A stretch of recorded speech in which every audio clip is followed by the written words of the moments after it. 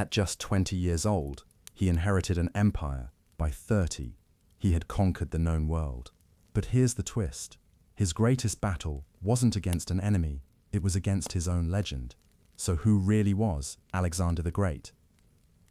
So as you get cozy, let your mind drift back through time. Don't worry about staying awake, just let the story carry you. And if you enjoy falling asleep to history, consider subscribing so you never miss a night. You may have heard it before, in old books, in passing stories, etched into school lessons, or whispered from marble statues with broken noses and watching eyes. But tonight, or whenever you choose to let time slow down, we will walk beside it. We will trace the name to its origin, not in myth or poetry, but in the breath and bone of a real boy, born beneath the vast and restless sky of ancient Macedonia. This is not a tale of glory told in booming tones. It is a drifting tale, like a candle in a long corridor, flickering but steady, the kind that lets you drift between sleep and story, where every image is soft around the edges, and every name a thread woven into a broader tapestry. So, breathe in, let the past breathe with you, and let us begin with a child, a cradle, and a mother who would tell him, before he could even walk, that he was born for something more. The city of Pella, where Alexander first opened his eyes, was not so much a city as it was a royal hive buzzing with diplomats, soldiers, servants, and schemes. It was the capital of Macedonia, perched between hills and riverbeds, where olive trees leaned into the wind and the scent of wood smoke mixed with wet earth after the rain.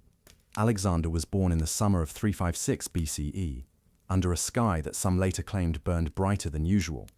That's how myths begin, not with facts but with feelings. His mother, Olympias, was no ordinary woman.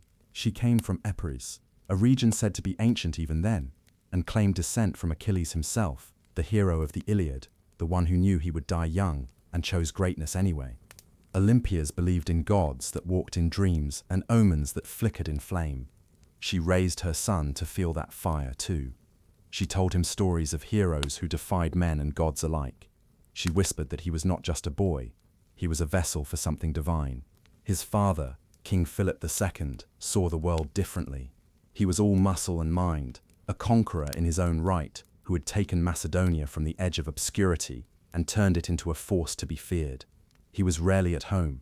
He was too busy uniting the Greek city-states, too often at war or in council. But when he looked at his son, he saw a future sharper than steel. Alexander stood in the shadow of these two vast figures, a mother who believed he was blessed, and a father who believed he must be strong. Between them, a child grew up with the weight of two legacies, the fire of Achilles in his blood, and the strategy of a seasoned king on his shoulders. In the quiet halls of the palace, Alexander's earliest memories were shaped not by the sound of lullabies, but by the clash of arms, the echo of debate, and the solemn voice of poets reciting Homer by torchlight. Even as a child, his gaze was intense. Those who met him remembered his eyes, one darker than the other, always searching. He asked questions constantly. Why the moon changes shape, why men follow kings, why the gods sometimes stay silent. One could imagine him walking barefoot through the palace gardens, small hands trailing through thyme and mint, listening to the night insects and watching the stars with a kind of wonder that never left him. Some nights he would lie awake and whisper the names of the heroes he had heard in stories, as if calling them down from their mythic heights. Achilles, Heracles, Perseus, and soon, though he didn't know it yet, his own name would join theirs. When he was just a boy, he tamed a wild horse named Bucephalus, whose name means ox head. The animal was strong, uncontrollable, feared by even the king's best handlers. But Alexander noticed something no one else had. The horse was afraid of its own shadow, so he turned its face toward the sun and mounted it without fear. He didn't break the horse, he understood it. Philip watched, stunned, and when the boy returned from his ride, Philip said, "My son, seek out a kingdom equal to yourself. Macedonia is too small for you." That sentence lingered in Alexander's mind like smoke. Macedonia was too small. He was meant for more. But what does more mean to a boy of 10? It means dreams so large they leave no room for rest. It means waking early to study maps, or staring at the flame of an oil lamp, imagining the shape of cities he hadn't yet seen. It means pacing the halls while other children sleep, wondering whether Achilles would have smiled or wept before battle. It means becoming someone who listens when the stars whisper and believes the world is waiting to be touched. There are no records of what Alexander dreamed about, but if dreams are shaped by what we are told, then his were made of marble, blood, and gold, of crowns and distant shores, of gods who walk unseen, of men whose names last longer than their bones. By the time he was 13, his father brought him a tutor, not just any tutor, Aristotle, the greatest philosopher of the age, pupil of Plato, and the bridge between thought and empire. Their classroom was not a room at all, but a grove near the Temple of the Nymphs, where the air smelled of pine and the sunlight flickered between the leaves. Imagine the young prince, seated cross-legged beneath the trees, listening as Aristotle spoke of ethics, logic, politics, astronomy, biology, but also the purpose of life, the soul of things, the rhythm of history. Aristotle taught him to think beyond war, to value reason, to seek truth, to balance strength with wisdom. It was said that Alexander carried a copy of Homer's Iliad, annotated by Aristotle himself. Wherever he went, he kept it under his pillow, not out of superstition, but because it fed something inside him. You may picture them there, a boy and a man, student and teacher, speaking softly while cicadas sang around them. One day, Aristotle may have said, "Excellence is never an accident. It is always the result of high intention, sincere effort, and intelligent execution." And perhaps Alexander, ever the dreamer, responded, "But how does one know when they've reached excellence?" To which Aristotle might have smiled and replied, "When your name becomes something that outlives you." The boy grew. He trained with sword and spear. He hunted lions, rode for days through the hills, tested himself constantly, but he also read, wrote, pondered. He was never just a soldier. He was always a seeker. He began to imagine a world without borders, a place where Greek and Persian, Macedonian and Egyptian might speak one tongue, where cities bore his name not in vanity, but in vision.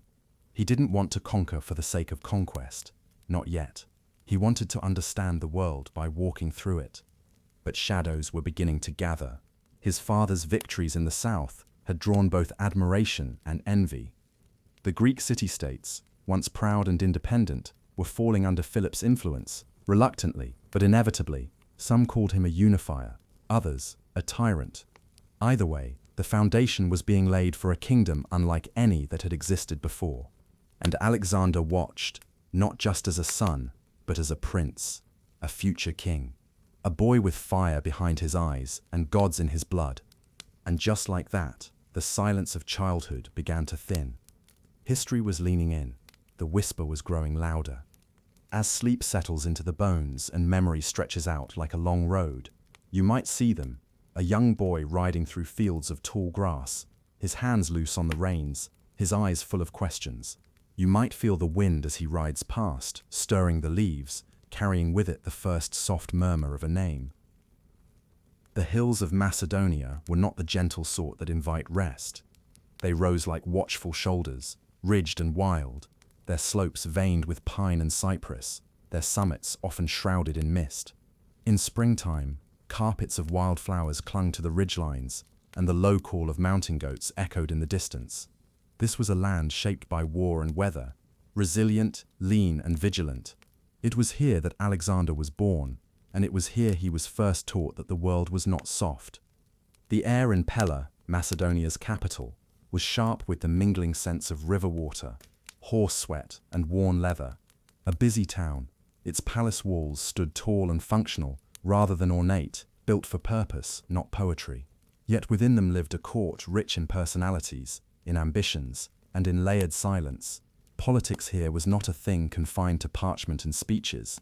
It breathed in glances, in the deliberate rustling of robes, in the subtle weight of a drawn breath. This was the world Alexander opened his eyes to. His mother, Olympias, is difficult to place. To some, she was a priestess, enigmatic and fervent, daughter of a line stretching back into Epirus, shrouded in rituals and serpentine mystery. To others, she was calculating and fierce, ready to manipulate every strand of power her status offered. But to Alexander, she was divine, or something very near to it. She told him stories of Achilles, not as fables but as bloodline. She insisted that the gods had touched their family tree, and when she spoke of Zeus, it was not as a figure in the clouds, but a presence that still stirred in winds and fire. She bathed in sacred springs, and slept with snakes curled beside her.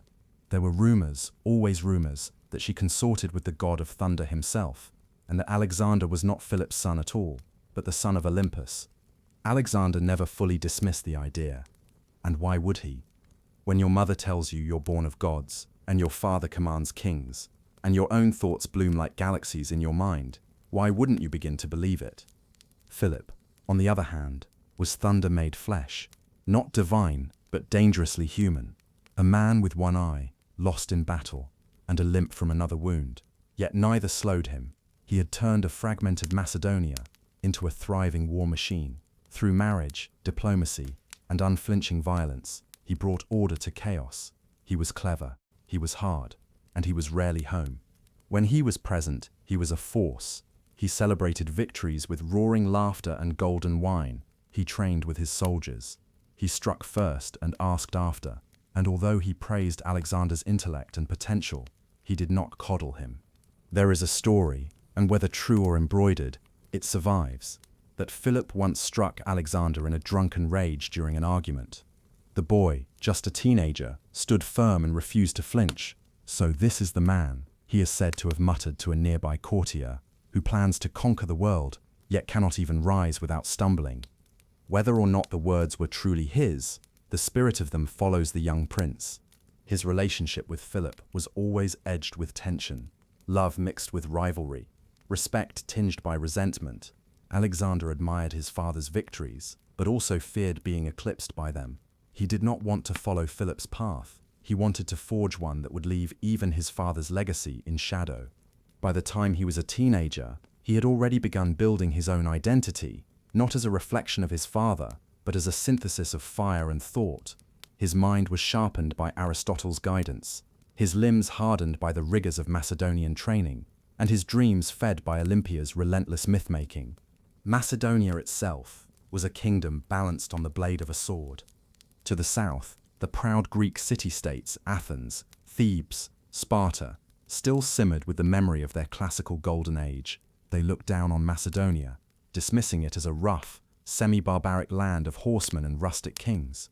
Yet it was Philip who had brought these same city-states to heel at the Battle of Chaeronea in 338 BCE. Using a tactic now studied in every military academy, the oblique phalanx, he broke their alliance and claimed dominance over the Hellenic world. Alexander was 16 at the time, and already leading troops in his father's absence. It was here, at Chaeronea, that Alexander is believed to have shattered the sacred band of Thebes, an elite corps of warriors, with a cavalry charge so bold and so sudden that even Philip reportedly marveled. The battlefield did not intimidate the boy, it invigorated him. But it was not war alone that moved him. He loved theatre. He attended tragedies with intense focus, watching actors speak lines that haunted him. He quoted Euripides. He debated ethics, the limits of fate, the boundaries of choice. He studied Persian governance and admired the way Cyrus the Great had treated conquered peoples with respect.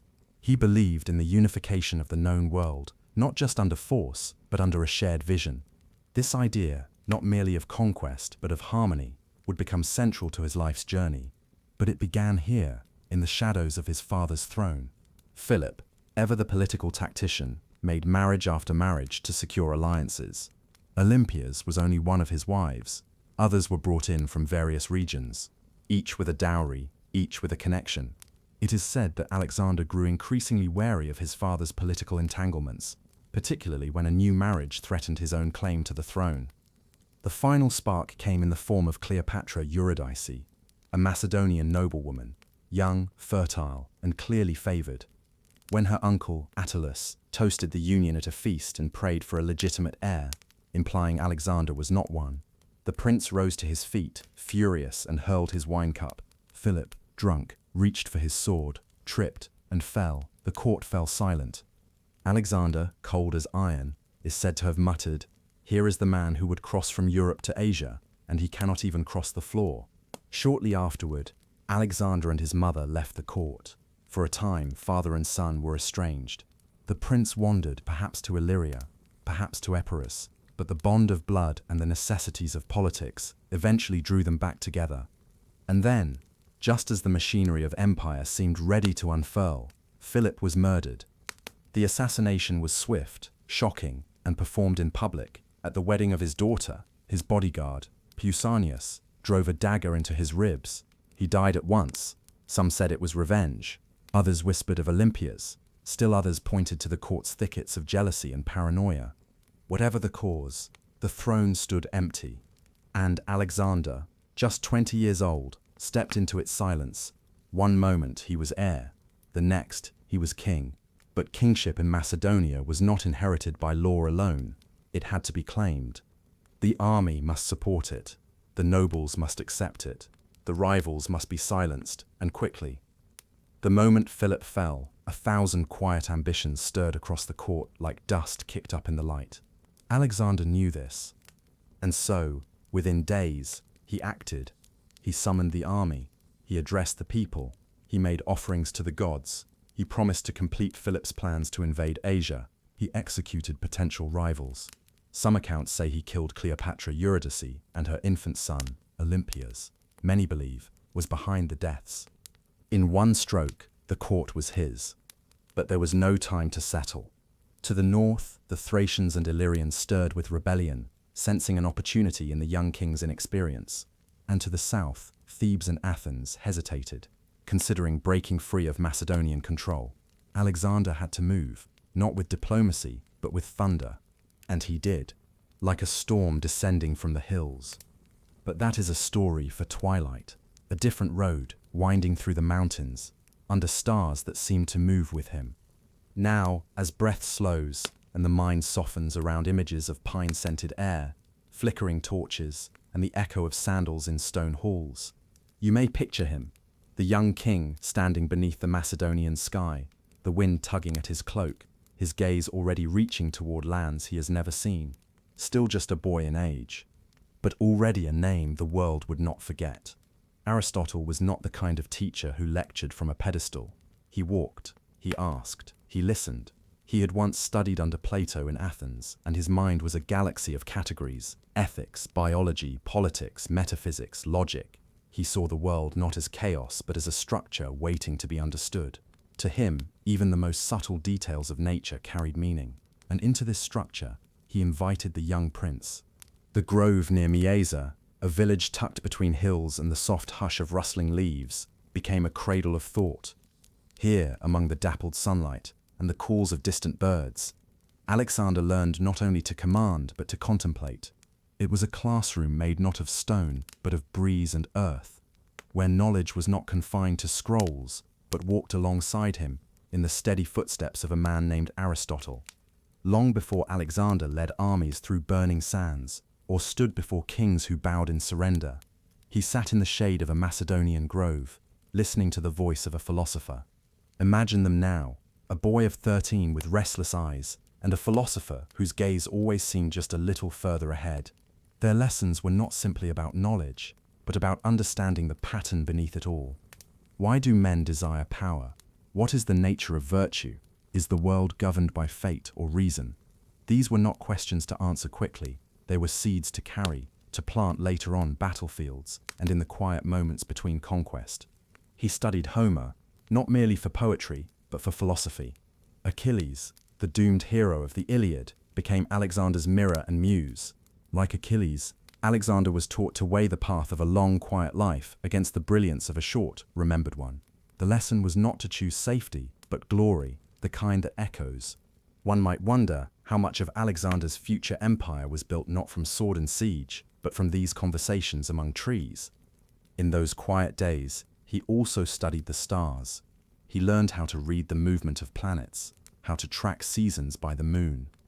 The sky was not just a ceiling to him, but a language, one he would later consult before every campaign. He believed the heavens whispered omens, and he listened. He studied medicine, enough to tend to wounded friends, and sometimes even himself. He carried medicinal texts into battle, scribbled with notes. He once treated a sick soldier with remedies drawn from Aristotle's own writings. He believed knowledge was not decoration, but armor. But even the most brilliant lessons do not soften the sharpness of ambition.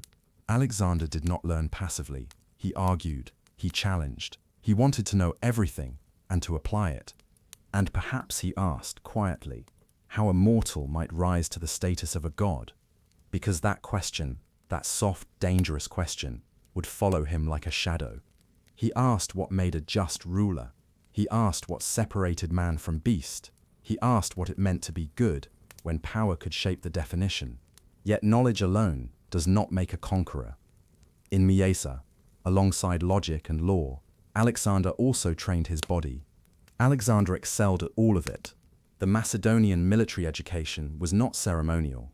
It was hard and constant.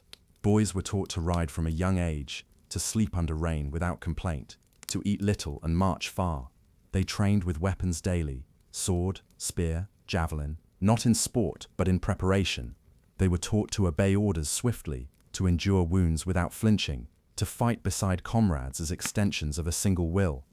But more than strength, he had precision. While others fought with fury, he fought with foresight. He could read a battlefield like a philosopher reads an argument, seeing not just the first move but the fourth, the fifth. Even in training exercises, he anticipated patterns, turned them, redirected them. His mind, sharp from study, became his greatest weapon. And yet something else was forming inside him too. A vision. It began not with maps or plans, but with questions. Why do men draw borders? Why do cultures clash? Could a world be united under one idea, not just ruled but harmonized? When he looked at Persia, he did not only see a rival empire, he saw a mirror of Greece, a civilization with poetry, art, law, and tradition. He respected it, even as he prepared to challenge it. He believed in victory, but he also believed in exchange. Most kings inherit kingdoms. Alexander began to imagine a world. At the time, it was just a thought in a young prince's mind. Aristotle, for all his brilliance, believed some cultures superior to others. He taught that barbarians were lesser by nature. But Alexander quietly, gradually disagreed. He began to form a different belief that greatness could be found in any people and that power could unite, not just dominate. This idea would later be called fusion, the blending of East and West. He began to see soldiers not as tools, but as companions in vision. He treated them as brothers, remembered their names, walked among them, shared their meals. He once refused water on a hot march unless all could drink. His men adored him, not because he demanded loyalty, but because he earned it. He learned to speak with clarity. His speeches stirred not with volume, but with rhythm. He could calm an angry battalion or ignite a weary one. His words moved like his sword, swift, exact, and meant to land where they would make the most difference. And so the mind of a conqueror was not forged in fire, but in philosophy. Long before Alexander led armies through burning sands, or stood before kings who bowed in surrender, he sat in the shade of a Macedonian grove, listening to the voice of a philosopher. The grove near Miesa, a village tucked between hills and the soft hush of rustling leaves, became a cradle of thought. Here, among the dappled sunlight and the calls of distant birds, Alexander learned not only to command but to contemplate. It was a classroom made not of stone but of breeze and earth, where knowledge was not confined to scrolls but walked alongside him in the steady footsteps of a man named Aristotle. Aristotle was not the kind of teacher who lectured from a pedestal. He walked, he asked, he listened. He had once studied under Plato in Athens, and his mind was a galaxy of categories: ethics, biology, politics, metaphysics, logic. He saw the world not as chaos, but as a structure waiting to be understood. To him, even the most subtle details of nature carried meaning. And into this structure, he invited the young prince. Imagine them now, a boy of 13 with restless eyes, and a philosopher whose gaze always seemed just a little further ahead. Their lessons were not simply about knowledge, but about understanding the pattern beneath it all. Why do men desire power? What is the nature of virtue? Is the world governed by fate or reason? These were not questions to answer quickly. They were seeds to carry, to plant later on battlefields and in the quiet moments between conquest. One might wonder how much of Alexander's future empire was built not from sword and siege, but from these conversations among trees. He studied Homer, not merely for poetry, but for philosophy. Achilles, the doomed hero of the Iliad, became Alexander's mirror and muse. Like Achilles, Alexander was taught to weigh the path of a long, quiet life against the brilliance of a short, remembered one. The lesson was not to choose safety, but glory, the kind that echoes. He studied medicine, enough to tend to wounded friends, and sometimes even himself. He carried medicinal texts into battle, scribbled with notes. He once treated a sick soldier with remedies drawn from Aristotle's own writings. He believed knowledge was not decoration, but armor. In those quiet days, he also studied the stars. He learned how to read the movement of planets, how to track seasons by the moon. The sky was not just a ceiling to him, but a language, one he would later consult before every campaign. He believed the heavens whispered omens, and he listened.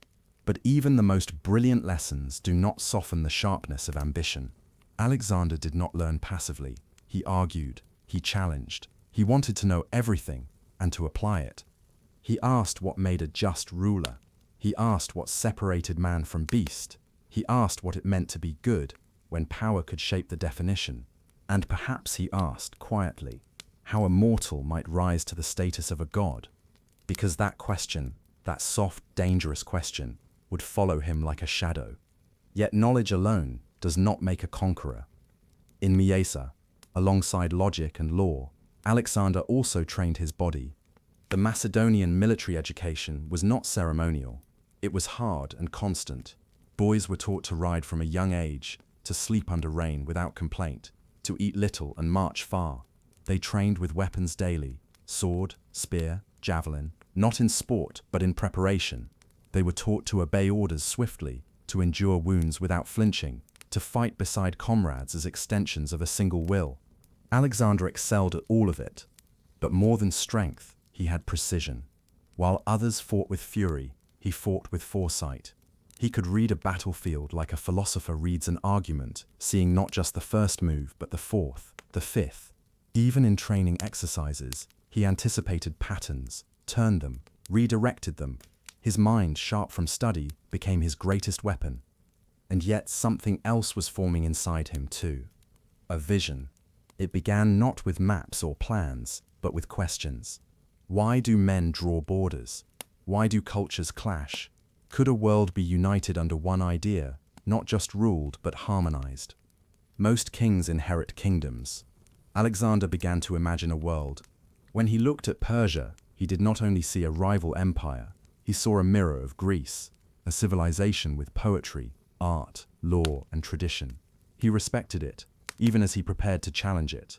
He believed in victory, but he also believed in exchange. Aristotle, for all his brilliance, believed some cultures superior to others. He taught that barbarians were lesser by nature. But Alexander quietly, gradually disagreed. He began to form a different belief that greatness could be found in any people, and that power could unite, not just dominate. This idea would later be called fusion, the blending of East and West. At the time, it was just a thought in a young prince's mind. He began to see soldiers not as tools, but as companions in vision. He treated them as brothers, remembered their names, walked among them, shared their meals. He once refused water on a hot march unless all could drink. His men adored him, not because he demanded loyalty, but because he earned it. He learned to speak with clarity. His speeches stirred not with volume, but with rhythm. He could calm an angry battalion or ignite a weary one. His words moved like his sword, swift, exact, and meant to land where they would make the most difference. And so the mind of a conqueror was not forged in fire, but in philosophy. When word came of Philip's assassination, Alexander was ready not only because he had the will to lead, but because he had trained his thoughts to match his ambition. He had studied history, and he intended to write it. He returned to Pella, not as a student, but as a king. He was 20 years old. But those who looked at him, really looked, did not see a boy. They saw something else, something forming, not yet full, but rising. The Greeks, hearing of Philip's death, began to stir. Some whispered rebellion. Athens hesitated. Thebes considered breaking the alliance. The young king's crown was barely on his head, and already his grip was being tested. So he acted. He rode south, fast and without warning. His army moved with silent purpose, through hills and valleys, until it stood at the gates of Thebes, not as conquerors, but as shadows of vengeance. The city submitted, so did Athens. The sheer presence of Alexander, the swiftness of his strategy, stilled their doubts. Later, when Thebes rebelled again, he would return, and that moment, the fall of Thebes, would mark the first real scar on the map of his vision. But that comes later. For now, imagine him once more, standing alone in the grove at Mieza. The light through the leaves, the faint scent of wild mint, the soft hum of insects. He closes a scroll. He turns his face toward the horizon. And in his mind, already, the world is drawing together, not in conquest, but in possibility. A mind sharpened not to divide, but to unify. A prince not yet gone to war, but already marching across history. The mountains of the north were quiet at first. Cold winds rolled over the ridges, stirring the heather and bending the dark pines, but little else moved. Villages nestled deep in valleys continued their rituals. Herds passed along narrow paths cut into stone. Smoke curled from quiet hearths.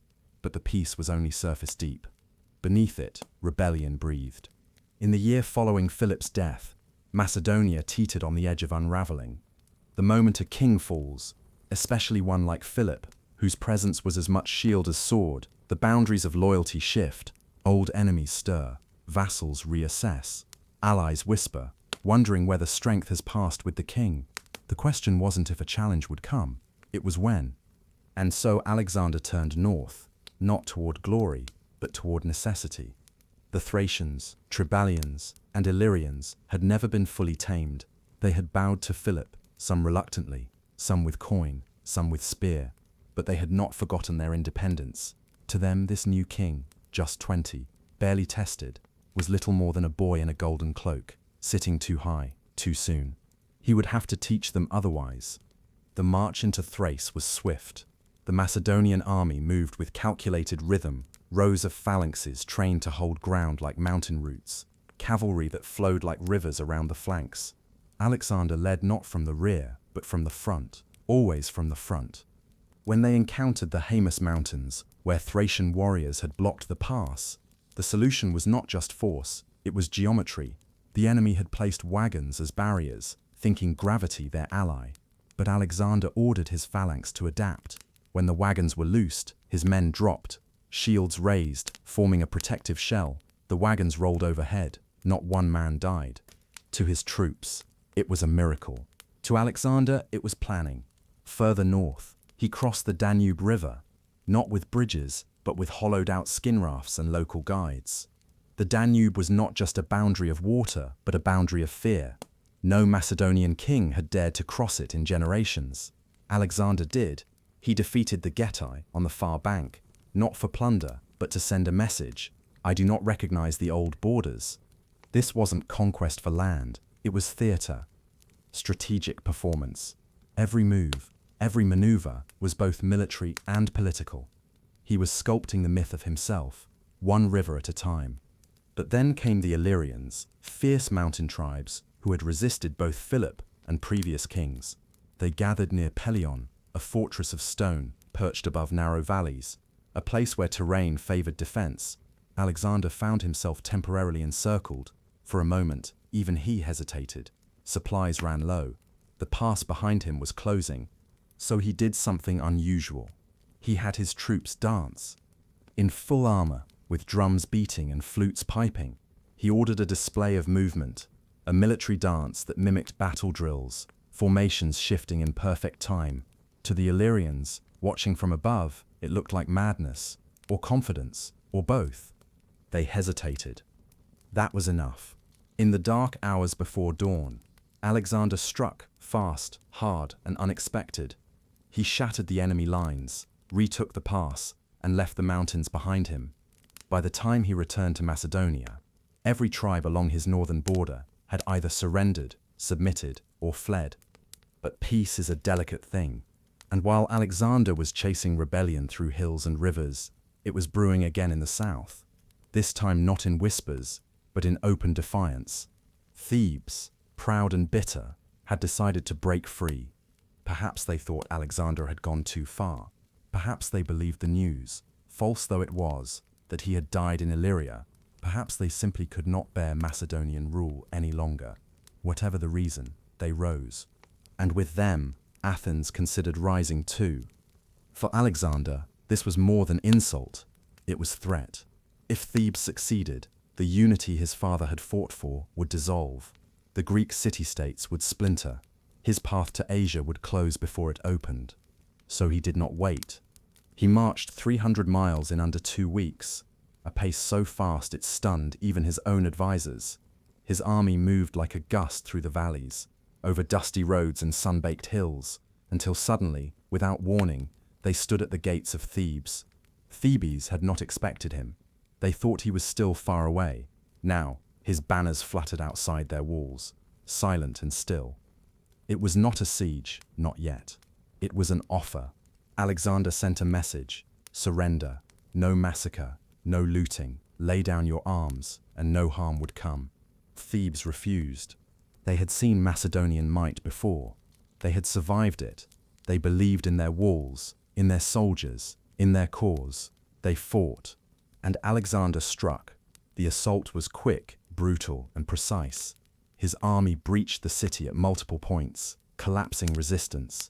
In the chaos, the city's defenders crumbled. Some surrendered, others were cut down, and then the storm passed. What followed was silence, and then fire. Alexander ordered Thebes destroyed. Every house burned, every temple razed. Over 30,000 people were either killed or enslaved.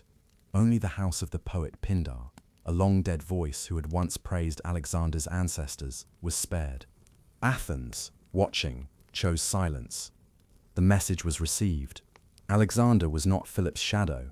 He was something else, something colder, swifter, more absolute. He returned to Macedonia once more, not as a boy with a crown, but as a king who had proved his will. The land was now quiet, the army loyal, the city-states compliant.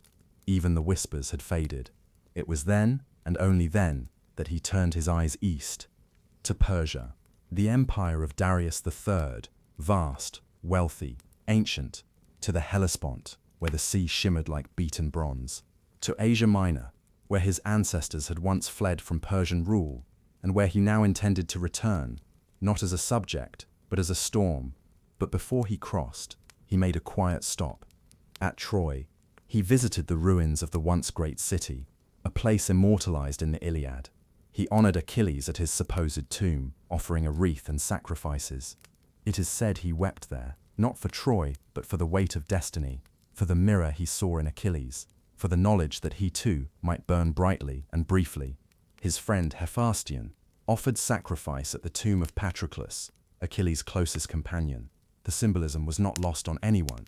Together, they stood on ground where legend and history blurred, and in that space, Alexander stepped forward into the great campaign that would define the world. He had unified his kingdom. Now he would try to unify the earth.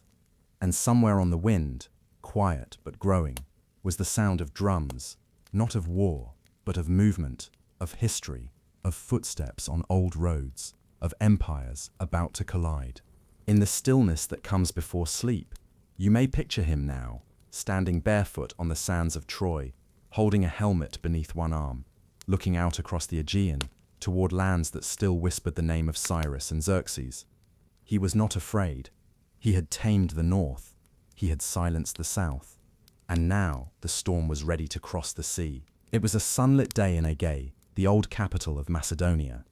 Autumn had not yet deepened, and the air was still golden, caught between summer's warmth and the first whisper of harvest wind. The court was gathered, not for battle or council, but for celebration, a royal wedding staged in full splendor. Drapes of purple hung from pillars, and the streets shimmered with garlands, fine fabrics and perfumes brought from every edge of the kingdom. Foreign dignitaries filled the halls. The scent of roasted meat floated in the air. Music drifted through the courtyards, and the sound of laughter, cautious, royal laughter, danced through the stone. And at the center of it all, Philip II.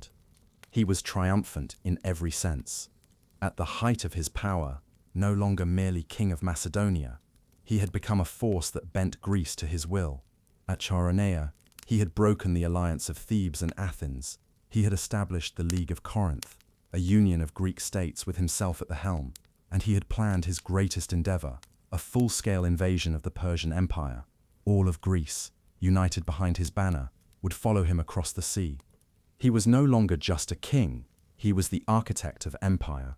And yet, in that moment, surrounded by honor, crowned by glory, cheered by a hall of nobles, death slipped quietly through the crowd. No omens, no shadows, just a moment, an opening. And a man named Pausanias stepped forward. He was one of Philip's own bodyguards, a Macedonian noble, a man with a tangled past, proud, wounded, possibly scorned. Some say he had once been close to the king, then humiliated and cast aside. Others say his grievances were personal, buried deep in old betrayal.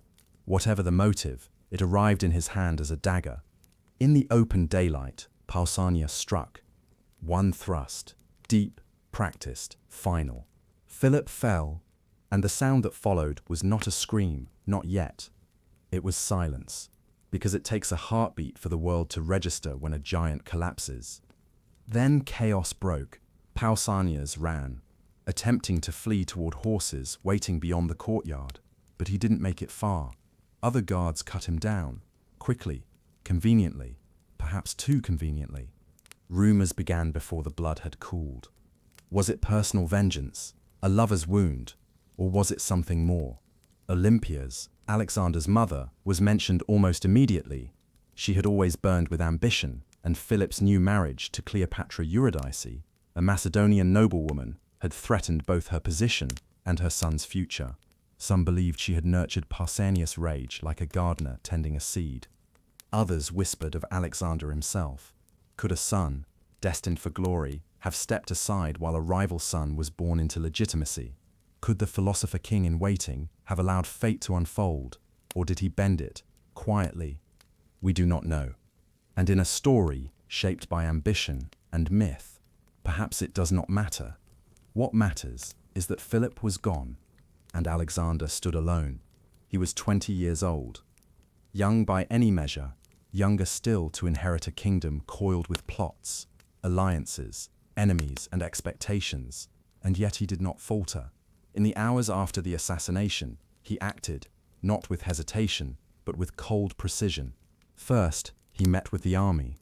The Macedonian military was the spine of the state, and without their loyalty, no crown could hold.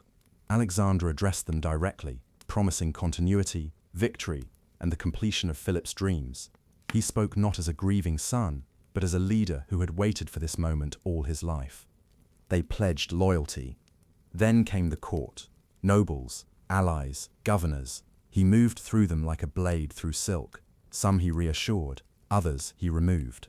Any who posed a threat, even a whisper of one, was swiftly dealt with. Cleopatra Eurydice and her infant son Philip's new heirs were found dead not long after. How exactly, history doesn't say, but most agree Olympias ensured they would not live to challenge her son. Power, once seized, had to be secured. In just a matter of weeks, the kingdom was under control. The chaos that might have consumed a lesser man was quieted, not by diplomacy, but by dominance. Still, challenges remained. The news of Philip's death spread like smoke across Greece, across the Aegean, across the known world. In city-states like Thebes and Athens, the reaction was immediate, rebellion, or at least the flicker of it. These cities had never truly accepted Macedonian rule. They had tolerated Philip because of his power. But Alexander, to them, he was untested, young, a prince thrust into war far too early. They saw his youth as a weakness. They were wrong. As described in the last chapter, Alexander responded not with envoys, but with action. He descended upon Thebes with breathtaking speed. His arrival was not anticipated. In just a few days, he covered hundreds of miles with his army, arriving like a sudden storm on the horizon. When Thebes refused to surrender, Alexander gave no second chance. The siege was swift, precise, merciless. The city fell. Its walls crumbled. Its people, citizens of one of Greece's oldest and most storied cities, were slaughtered or enslaved. The destruction was not random, it was symbolic. Only one house was spared, that of the poet Pindar. Even in ruin, Alexander showed a gesture of reverence toward history, to art, to culture, a small mercy in a sea of fire. The rest was Asaic. And with that single act, the rest of Greece froze. Athens, sensing the cost of rebellion, fell silent. Sparta, ever proud, chose neutrality. City after city reaffirmed their loyalty. Alexander was no longer just the son of Philip. He was king indeed, not just title. And yet, for all his strength, he still stood in his father's shadow. The campaign to Persia, the grand war that Philip had planned, still loomed like an unfinished monument. To conquer the Persian Empire was not simply a military feat. It was a statement, a declaration that Macedon and its young king would not be confined to its borders. And so, in the spring of 334 BCE, Alexander crossed the Hellespont. The narrow strait shimmered with wind and sun, dividing Europe from Asia. As he stepped onto the soil of Troy, he paused. This was not strategy, it was something else. He cast a spear into the ground and claimed Asia as his by right of conquest. Then he visited the tomb of Achilles, his hero.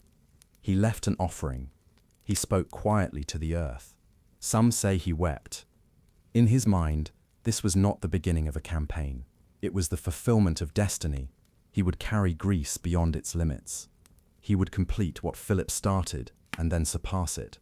What followed would be a march of 1,000 miles. Battles fought on rivers and plains, cities built and renamed, cultures confronted, then fused. The defeat of Darius III, the burning of Persepolis, the foundation of Alexandria, the crossing into India, the return to Babylon, and eventually the quiet decline of a man who had burned too brightly. But none of that would have been possible without this moment.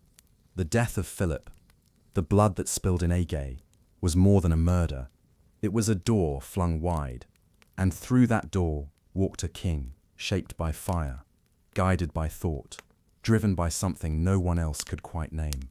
Now, as your thoughts drift towards silence and your breath settles into rhythm, you may picture the boy king standing alone in the great halls of Macedonia, shadows flickering from the torches, a crown still warm from his father's brow. He is not trembling. He is not smiling. He is simply standing, waiting for the world to catch up to him. Not all had seen the smoke rising from Thebes. When Alexander returned from the funeral fires of Thebes, the air of Macedonia carried a different scent. Not ash, but anticipation. The city-states had bowed. The Greek peninsula had quieted, and the crown no longer teetered on his brow. It had settled there, cold and permanent. Yet the northern winds still whispered of unrest. The tribes beyond the kingdom's edges were not silent, or if they had, they mistook it for weakness, not warning. To the north and northwest, the Thracians, Illyrians and Triballians stirred again, remote mountain clans, proud river peoples, highland kings who recognized neither the reach of Athens nor the authority of Macedon. Their allegiances had always been loose, bought with coin or conquered with blood. And now, sensing that Alexander's gaze had turned east toward Persia, they saw a window, a chance to rise, to reclaim lost lands, to challenge a young king they believed was spread too thin. But Alexander was not distracted. He knew what his father had always known, that a kingdom cannot push outward if its spine is fractured. Before he could cross the Hellespont, before he could dream of Asia, he would need to secure the lands behind him. And so, like a bow pulled back before the shot, he turned away from Persia for a moment and headed north. The campaign began in the early spring of 3035 BCE. The rivers were thawing, the mountain passes were clearing, the northern skies still hung low with cloud, but the earth was softening underfoot, ready to be marched upon. The king marched first into Thrace, where the tribes had barricaded a narrow mountain pass near Mount Hymus, a choke point that had turned back other armies before. Alexander led around 15,000 infantry and 5,000 cavalry, a compact but disciplined force. Veterans of Philip's campaigns stood beside newly trained youth. Each man knew the stakes. The northern tribes fought with tenacity, often without structure, but with home field advantage and the deep confidence of those who knew every ridge, ravine, and outcropping of their homeland. The Thracians had placed wagons at the summit, ready to be rolled down onto any force attempting to climb. Alexander paused. He studied the slope, the angle, the position of the sun. He consulted with his officers, walked the lines, felt the wind, a trap by gravity. Then he issued his orders. The wagons passed over them, like wind over grass. His men were to ascend in a staggered formation, shields above their heads, spears angled, a human wall with a mind of its own. When the wagons came thundering down, axle screeching, crashing over stone, the Macedonians dropped to one knee, shields locked in a smooth ripple. Then they rose, calmly, and charged. Word of the maneuver spread quickly, not just among his own men, but among the tribes who watched from afar. The king was not only strong, he was precise. The Thracians, stunned by the failed trap, scattered, the pass was taken, and with it, the path into the deeper hills. He did not just fight. Moving eastward, Alexander reached the Danube River, that great boundary between Macedonia and the wild lands beyond. Wide and fast, it was seen as a natural barrier, not worth crossing, and certainly not by surprise. He calculated. Alexander gathered boats, rafts, anything that could float. Under cover of darkness, he crossed the Danube with a segment of his army, landing before dawn. His strike was immediate, swift, disorienting, and relentless. But Alexander had no intention of respecting such boundaries. The Gato, a powerful tribe on the far bank, had not expected an assault, and certainly not by water. When the sun rose, Alexander had established a bridgehead. He left a small monument on the far bank, not as a boast but as a marker, a message in stone. Even the river cannot stop me. The geisha fled into the hills. But the campaign was not finished. Word arrived that King Clytus of the Illyrians, an old rival of Philip's, had united with King Glaucius of the Taulantians. Together, they had raised a massive force and taken the city of Pelion, a fortress town nestled between jagged ridges. He returned to the southern bank without loss. It was a true threat. This was more than rebellion. Pelion controlled access to key mountain passes, and if held, it could divide Macedonia from her western territories. Worse, the Illyrians now had a coalition. One spark could ignite a wildfire. Arriving before Pelion, Alexander found himself trapped between the city and an incoming Illyrian reinforcement army. He had no time to siege, no space to retreat. Alexander marched again. He moved through treacherous valleys, narrow defiles where ambushes waited, where the silence of birds meant death was near. But he came through intact, faster than Clytus had expected. It was perhaps the most precarious moment of his early reign. In full view of the enemy, Alexander ordered his men to perform a military drill, tight maneuvers, turns, formations, shifts in phalanx, all under the watchful eye of the Illyrian scouts. They moved with such unity, such precision, that Clytus hesitated. Was this a trick? Reinforcements arriving? A new tactic?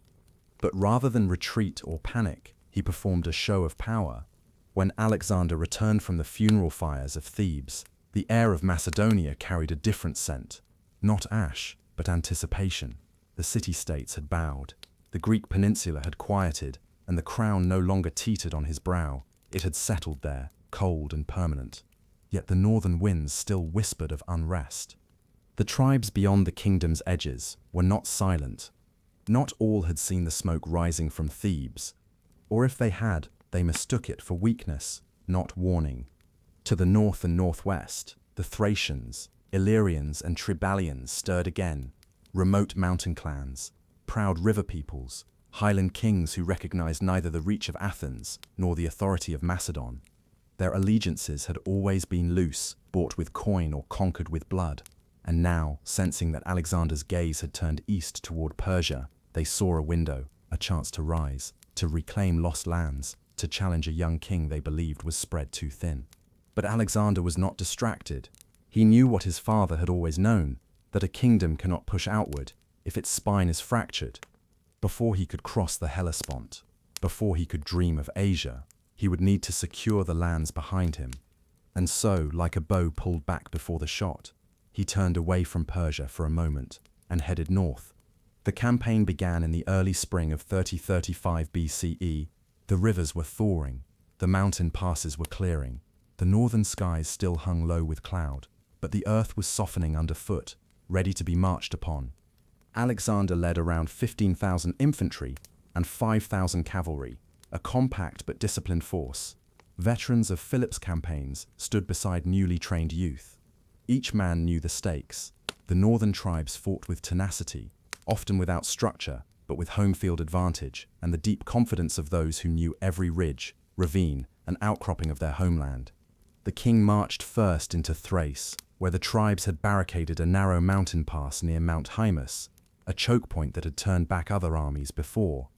The Thracians had placed wagons at the summit, ready to be rolled down onto any force attempting to climb. A trap by gravity. Alexander paused. He studied the slope, the angle, the position of the sun. He consulted with his officers, walked the lines, felt the wind. Then he issued his orders. His men were to ascend in a staggered formation, shields above their heads, spears angled, a human wall with a mind of its own. When the wagons came thundering down, axles screeching, crashing over stone, the Macedonians dropped to one knee, shields locked in a smooth ripple. The wagons passed over them, like wind over grass. Then they rose, calmly, and charged. The Thracians, stunned by the failed trap, scattered. The pass was taken, and with it, the path into the deeper hills. Word of the maneuver spread quickly, not just among his own men, but among the tribes who watched from afar. The king was not only strong, he was precise. He did not just fight, he calculated.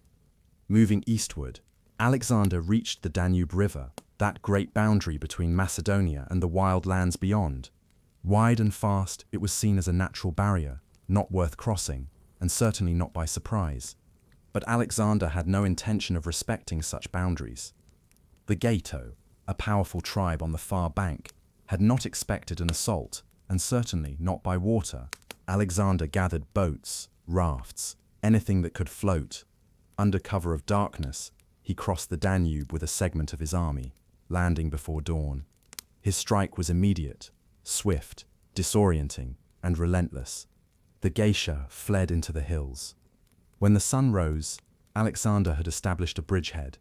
He left a small monument on the far bank, not as a boast but as a marker, a message in stone.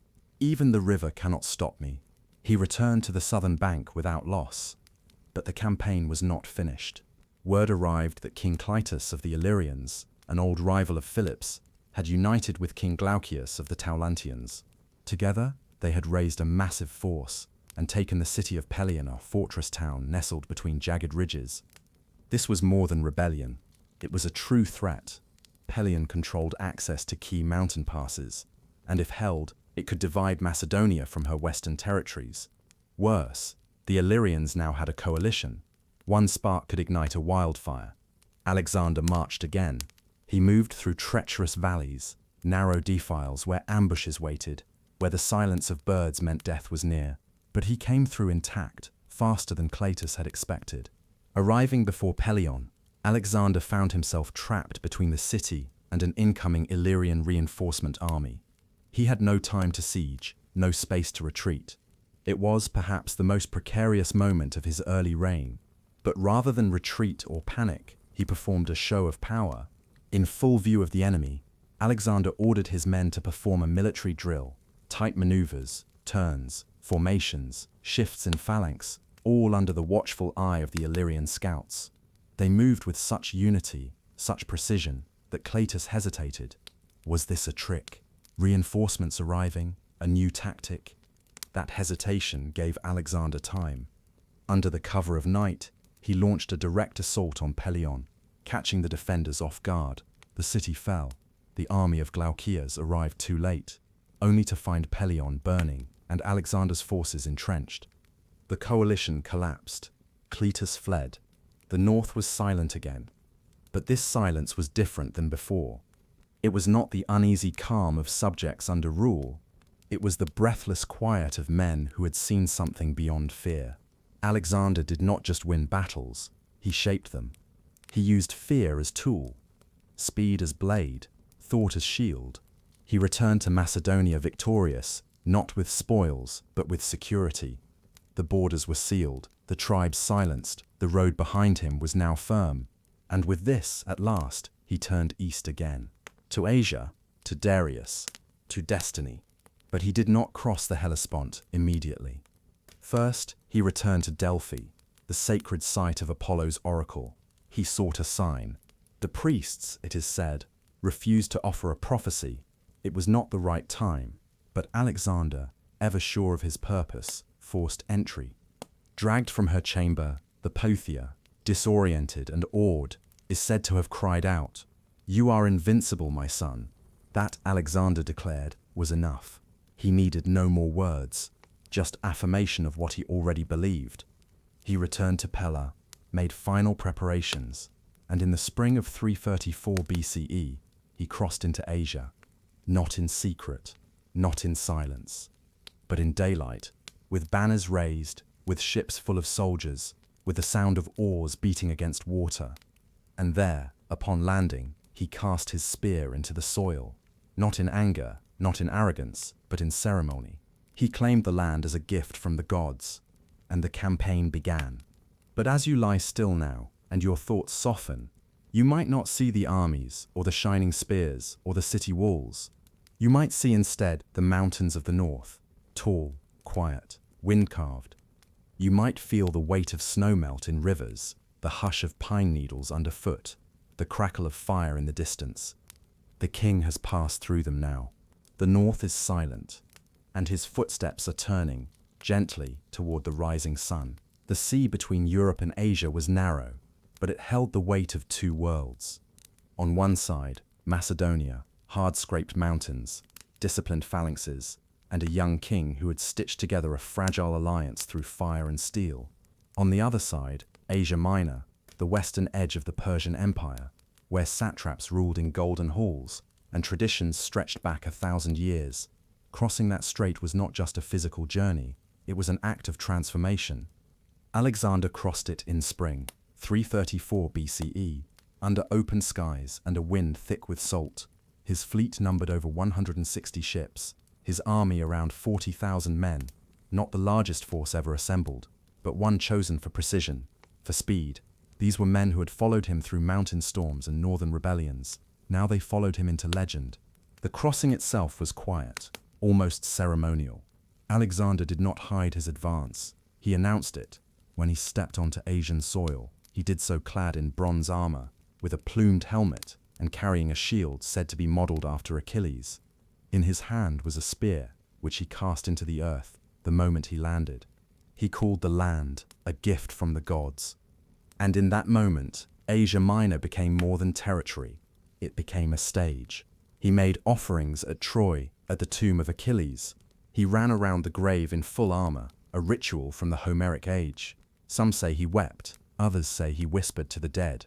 He honored Patroclus too, sending Hephaestion to do the rites, a gesture filled with meaning, subtle but unmistakable. To Alexander, this was more than a military campaign. It was a myth reborn. But Persia was not a fable. It was real and vast. At its head sat Darius III, king of kings, descendant of Cyrus, inheritor of Xerxes. He ruled from Susa and Persepolis, cities of stone and gold, where lions guarded palace gates and columns rose like forests.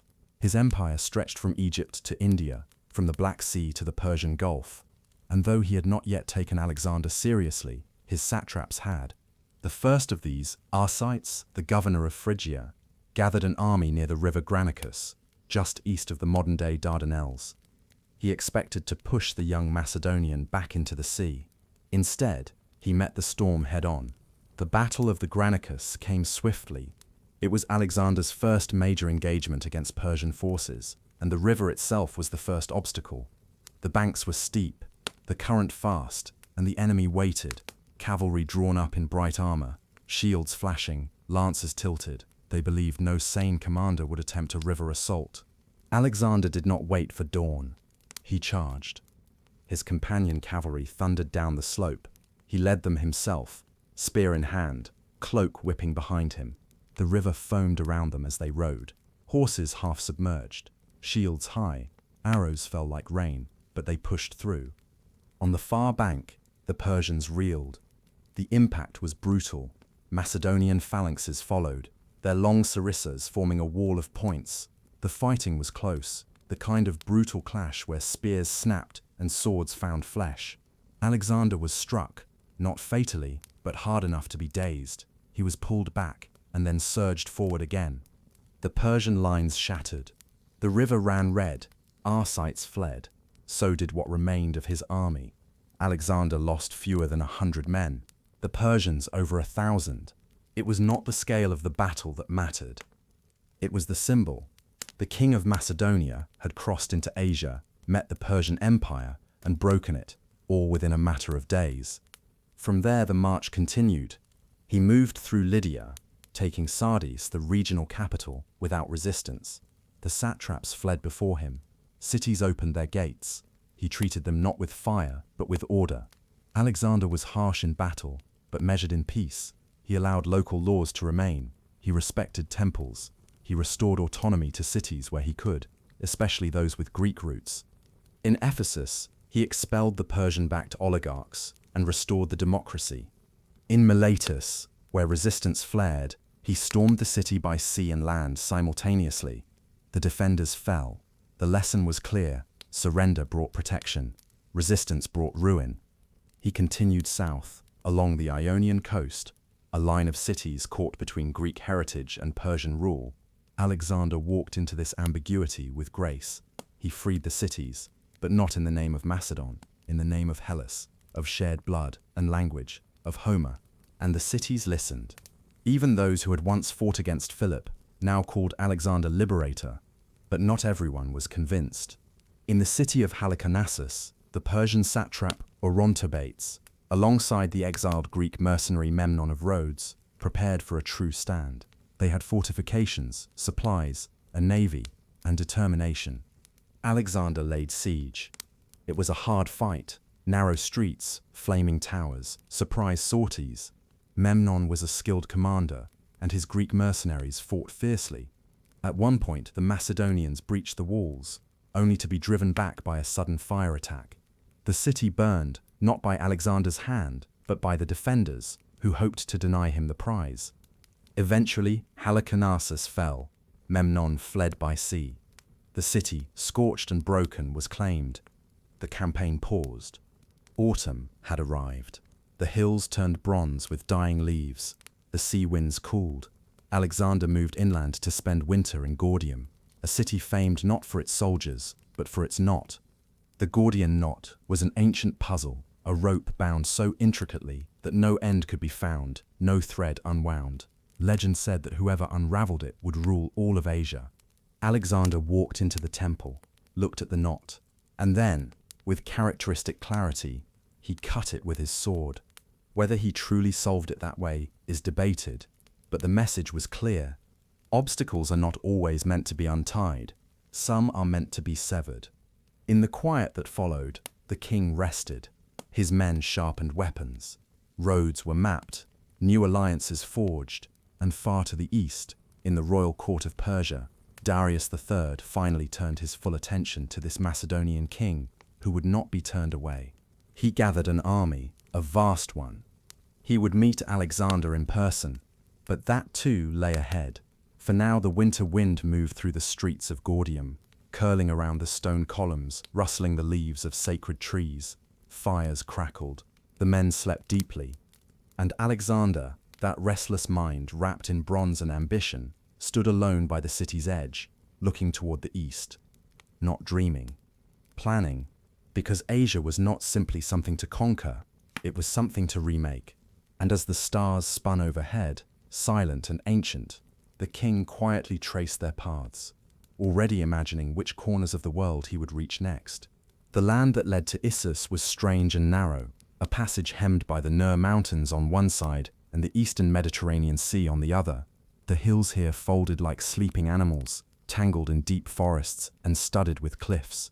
Rivers sliced down from the slopes, cold and fast, and the air smelled of wet stone and pine. There were no great cities here, only scattered settlements, old roads, and the low hum of insects in the brush. Alexander was moving north again, oddly, after cutting through Asia Minor and securing much of the southern coastline. He had turned inland and east, seeking the heart of Persia. But behind him, Darius III had finally made his move, in scale, if not in speed. The King of Kings had left his palace, and he was bringing the weight of the empire with him. More important than the numbers, though, was the symbolism. This was no satrap, no local warlord. This was Darius himself, in his royal chariot, adorned with the robes of empire, guarded by the immortals, the elite Persian corps. He brought with him his household, wives, daughters, servants, gold, even scribes and royal cooks. It was not just an army. It had taken time. Persia's system was vast, and armies did not gather overnight. But when it did gather, it was enormous. Ancient sources speak of hundreds of thousands, though modern estimates suggest perhaps 75,000 to 100,000, still significantly more than Alexander's approximately 40,000 troops. It was a moving court. And Alexander. He was in Cilicia, recovering from an illness. Some sources say it was a fever. Others say exhaustion from a cold plunge into the Cydnus River, whose waters were icy even in summer.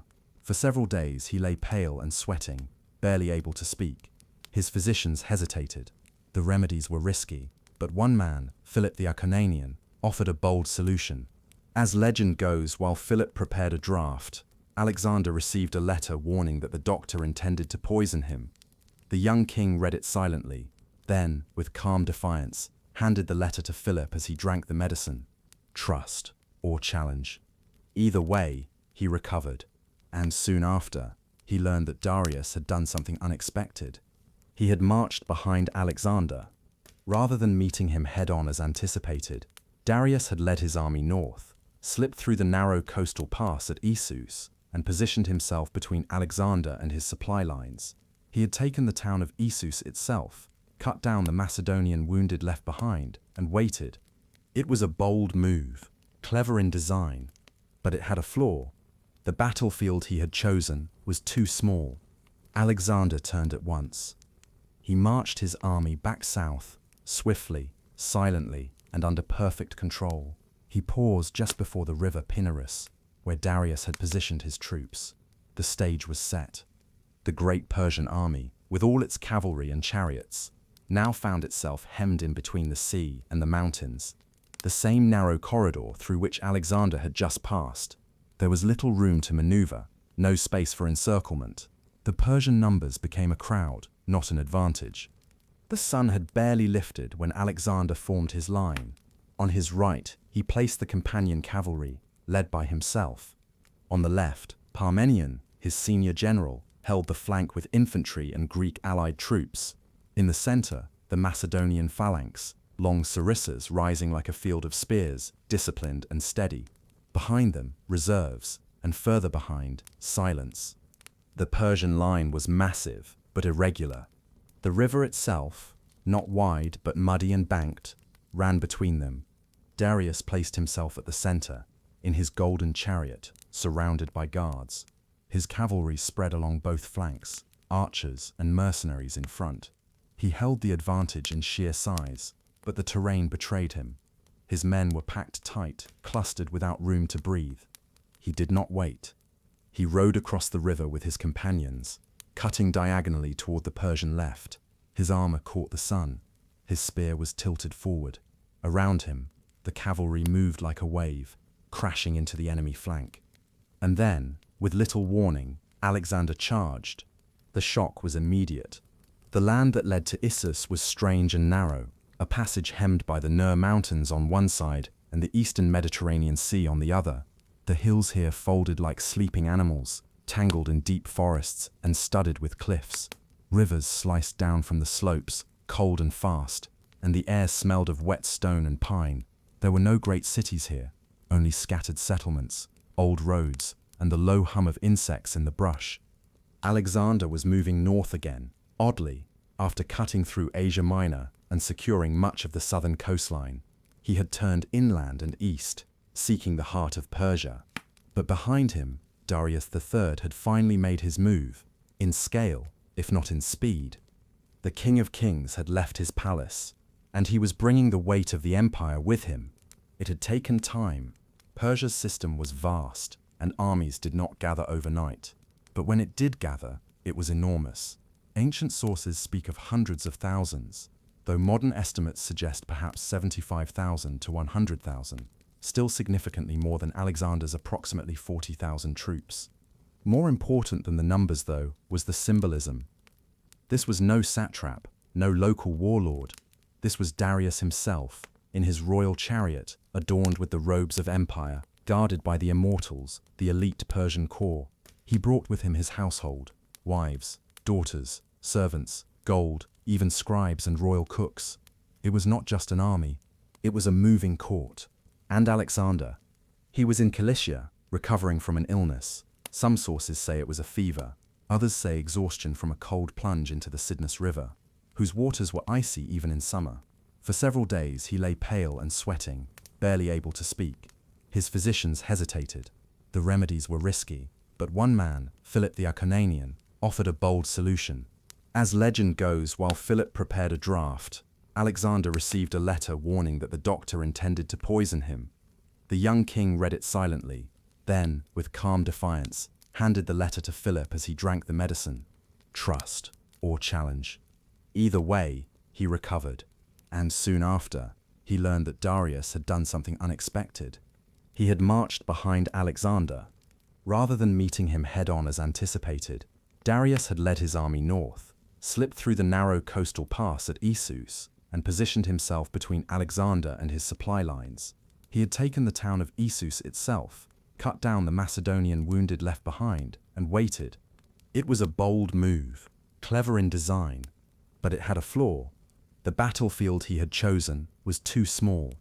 The great Persian army, with all its cavalry and chariots, now found itself hemmed in between the sea and the mountains, the same narrow corridor through which Alexander had just passed. There was little room to maneuver, no space for encirclement. The Persian numbers became a crowd, not an advantage. Alexander turned at once. He marched his army back south, swiftly, silently, and under perfect control. He paused just before the river Pinarus, where Darius had positioned his troops. The stage was set. The sun had barely lifted when Alexander formed his line. On his right, he placed the companion cavalry, led by himself. On the left, Parmenion, his senior general, held the flank with infantry and Greek allied troops. In the center, the Macedonian phalanx, long sarissas rising like a field of spears, disciplined and steady. Behind them, reserves, and further behind, silence. The Persian line was massive, but irregular. Darius placed himself at the center, in his golden chariot, surrounded by guards. His cavalry spread along both flanks, archers and mercenaries in front. He held the advantage in sheer size, but the terrain betrayed him. His men were packed tight, clustered without room to breathe. The river itself, not wide but muddy and banked, ran between them. And then, with little warning, Alexander charged. He did not wait. He rode across the river with his companions, cutting diagonally toward the Persian left. His armor caught the sun. His spear was tilted forward. Around him, the cavalry moved like a wave, crashing into the enemy flank. The shock was immediate. The Persian left broke, buckling under the sudden pressure. Horses screamed, men fell. The Macedonians carved into the confusion, wheeling and striking with precision. Meanwhile, the phalanx advanced. Across the center, they crossed the river in locked formation, shields raised, spears level. The water slowed them, but not much. The Persians on the opposite bank launched arrows, javelins, stones, but the Macedonian wall came on. Steel met steel. Blood joined the river. On the Macedonian left, Parmenion struggled. Persian cavalry pressed hard, trying to turn the flank. For a moment, it seemed the tide might shift. But Alexander had no intention of allowing that. After routing the left, he wheeled inward, his cavalry striking toward the center, toward Darius himself. The king of Persia, once surrounded by bodyguards, now saw the line collapsing around him. The phalanx surged forward. The companions approached. Dust swirled. Trumpets blared. And Darius did something no king should ever do. He fled. Leaping from his chariot, he mounted a horse and rode east, leaving behind not just his army, but his royal family, his gold, his armor, and his dignity. The battle unraveled. The Persian line disintegrated. Those who could fled with their king, Others fell. Macedonians pressed forward, not in rage but in grim efficiency. By dusk, the field was covered in shattered shields, twisted armor, the still bodies of men and horses. The Battle of Issus was over, and with it, the myth of Persian invincibility. Alexander moved swiftly. He found Darius's mother, wife, and children in the royal tent, weeping, expecting death. But Alexander treated them with respect, even kindness. He assured them Darius still lived. He promised no harm. He sent food, physicians, and instructions that they be treated as nobility, not prisoners. This moment mattered. It was not just strategy. It was symbolism. He was not a brute conqueror. He was a king, claiming his place among kings.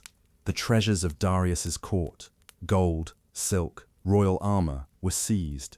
The tent itself was said to be so vast, so ornate, that Alexander entered and whispered, "So this is what it is to be a king." But if the tent was a throne room, he was still standing, still moving, still looking east. Geishas was a turning point, but not the end. From here, the road would lead to Tyre, to Egypt, to Gaugamela, to the gates of Babylon. But for now, the fires burned low on the battlefield. Smoke drifted upward, the stars turned, and Alexander stood above the sea, wind in his cloak, blood on his boots, watching the horizon as if it too would one day yield to him. The land south of the Levant was unlike anything Alexander had seen. After Issus, the Persian defenses fractured, cities opened their gates, governors surrendered without a fight, and those who resisted, like Tyre, learned the cost of defiance. The siege of Tyre had taken 7 months. Alexander had built a causeway through the sea, stone by stone, dragging the land itself forward to meet the city's floating island.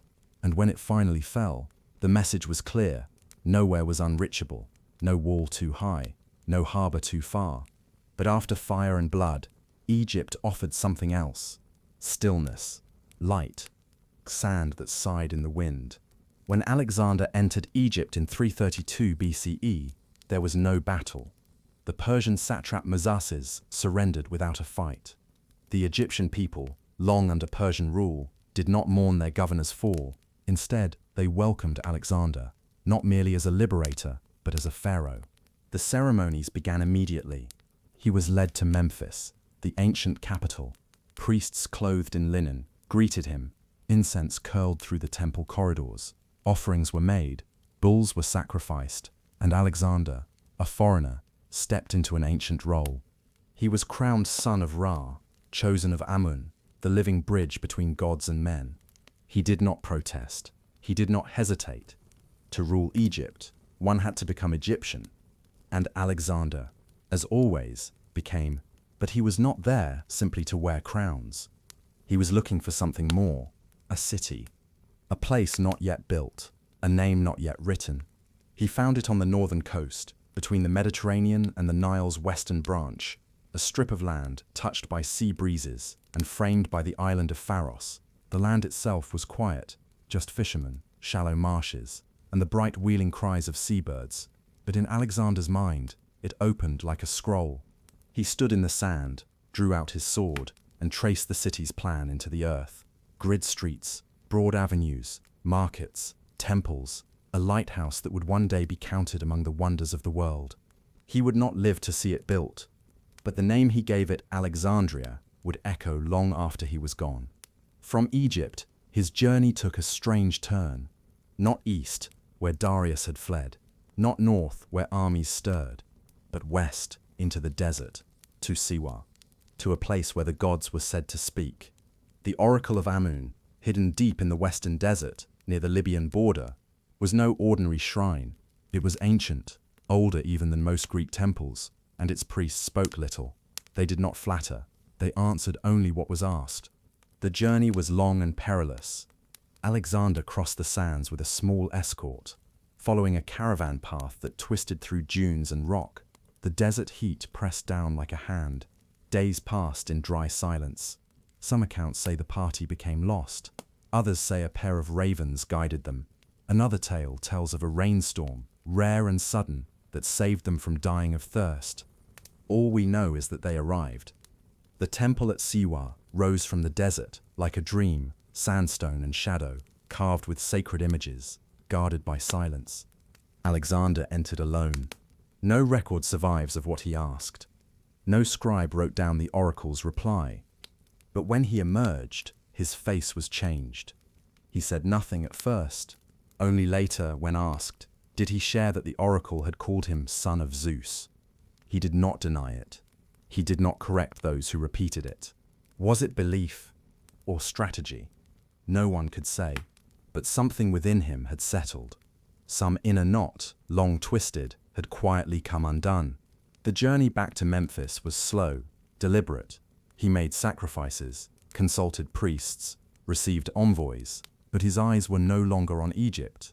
They were fixed eastward again, because while he had moved through the sands, Darius had not been idle. The Persian king had raised another army, greater than before, more prepared, more centralized. It waited on the plain of Gaugamela, and Alexander would ride to meet it. But Egypt had marked him. He had come as a conqueror. He left as something else. A king, yes, but also a symbol. He had now ruled as a Macedonian general, a Hellenic unifier, and an Egyptian pharaoh. He wore each role like a layer of armor, not casting off one to wear the next, but stacking them, idea upon idea, myth upon myth. And beneath them all was still the same fire, still the same mind, still the same boy who had whispered Achilles' name in the dark and wondered if gods listened. As his army prepared to march and the ships resupplied along the coast, Alexander stood alone for a moment at the edge of the Nile. The reeds swayed in the evening breeze. The water moved quietly, green and slow, glittering with twilight. In the distance, temple bells rang, slow, low, steady. He did not speak. He only watched the river flow. And somewhere inside him, the current turned again, toward destiny, toward Darius, toward the moment when East and West would collide one final time. But for now, in this chapter of light and sand, the world rested. And even the conqueror let the silence move around him like a blessing. Dawn broke over the plain of Gaugamela with a hush. The earth was dry and flat, cleared by Darius's engineers days before. Rocks had been removed, slopes leveled. The vast expanse had been reshaped, not for beauty, but for war. It was a battlefield, sculpted for Persian chariots, for archers, for cavalry to spread like floodwater. The land had been prepared to swallow an enemy whole. And into that space, just before sunrise, Alexander rode out. There, the landscape had constrained Darius, not in golden armor, but in steel and leather, not with drums, but with silence. He studied the land as a farmer studies the field. He had been here for hours, rising in the dark, inspecting formations, walking among his men. He saw the traps, the channels, the terrain. He saw the vast Persian lines, tens of thousands upon tens of thousands, stretching like a painted horizon. This would not be like Issus. Here, the plain was open, and the Persian king had learned. He brought 47,000 men to face a force that may have been twice, even 3 times that size. He had his companions, his phalanx, his archers, his Thessalian cavalry, his shield-bearers and scouts.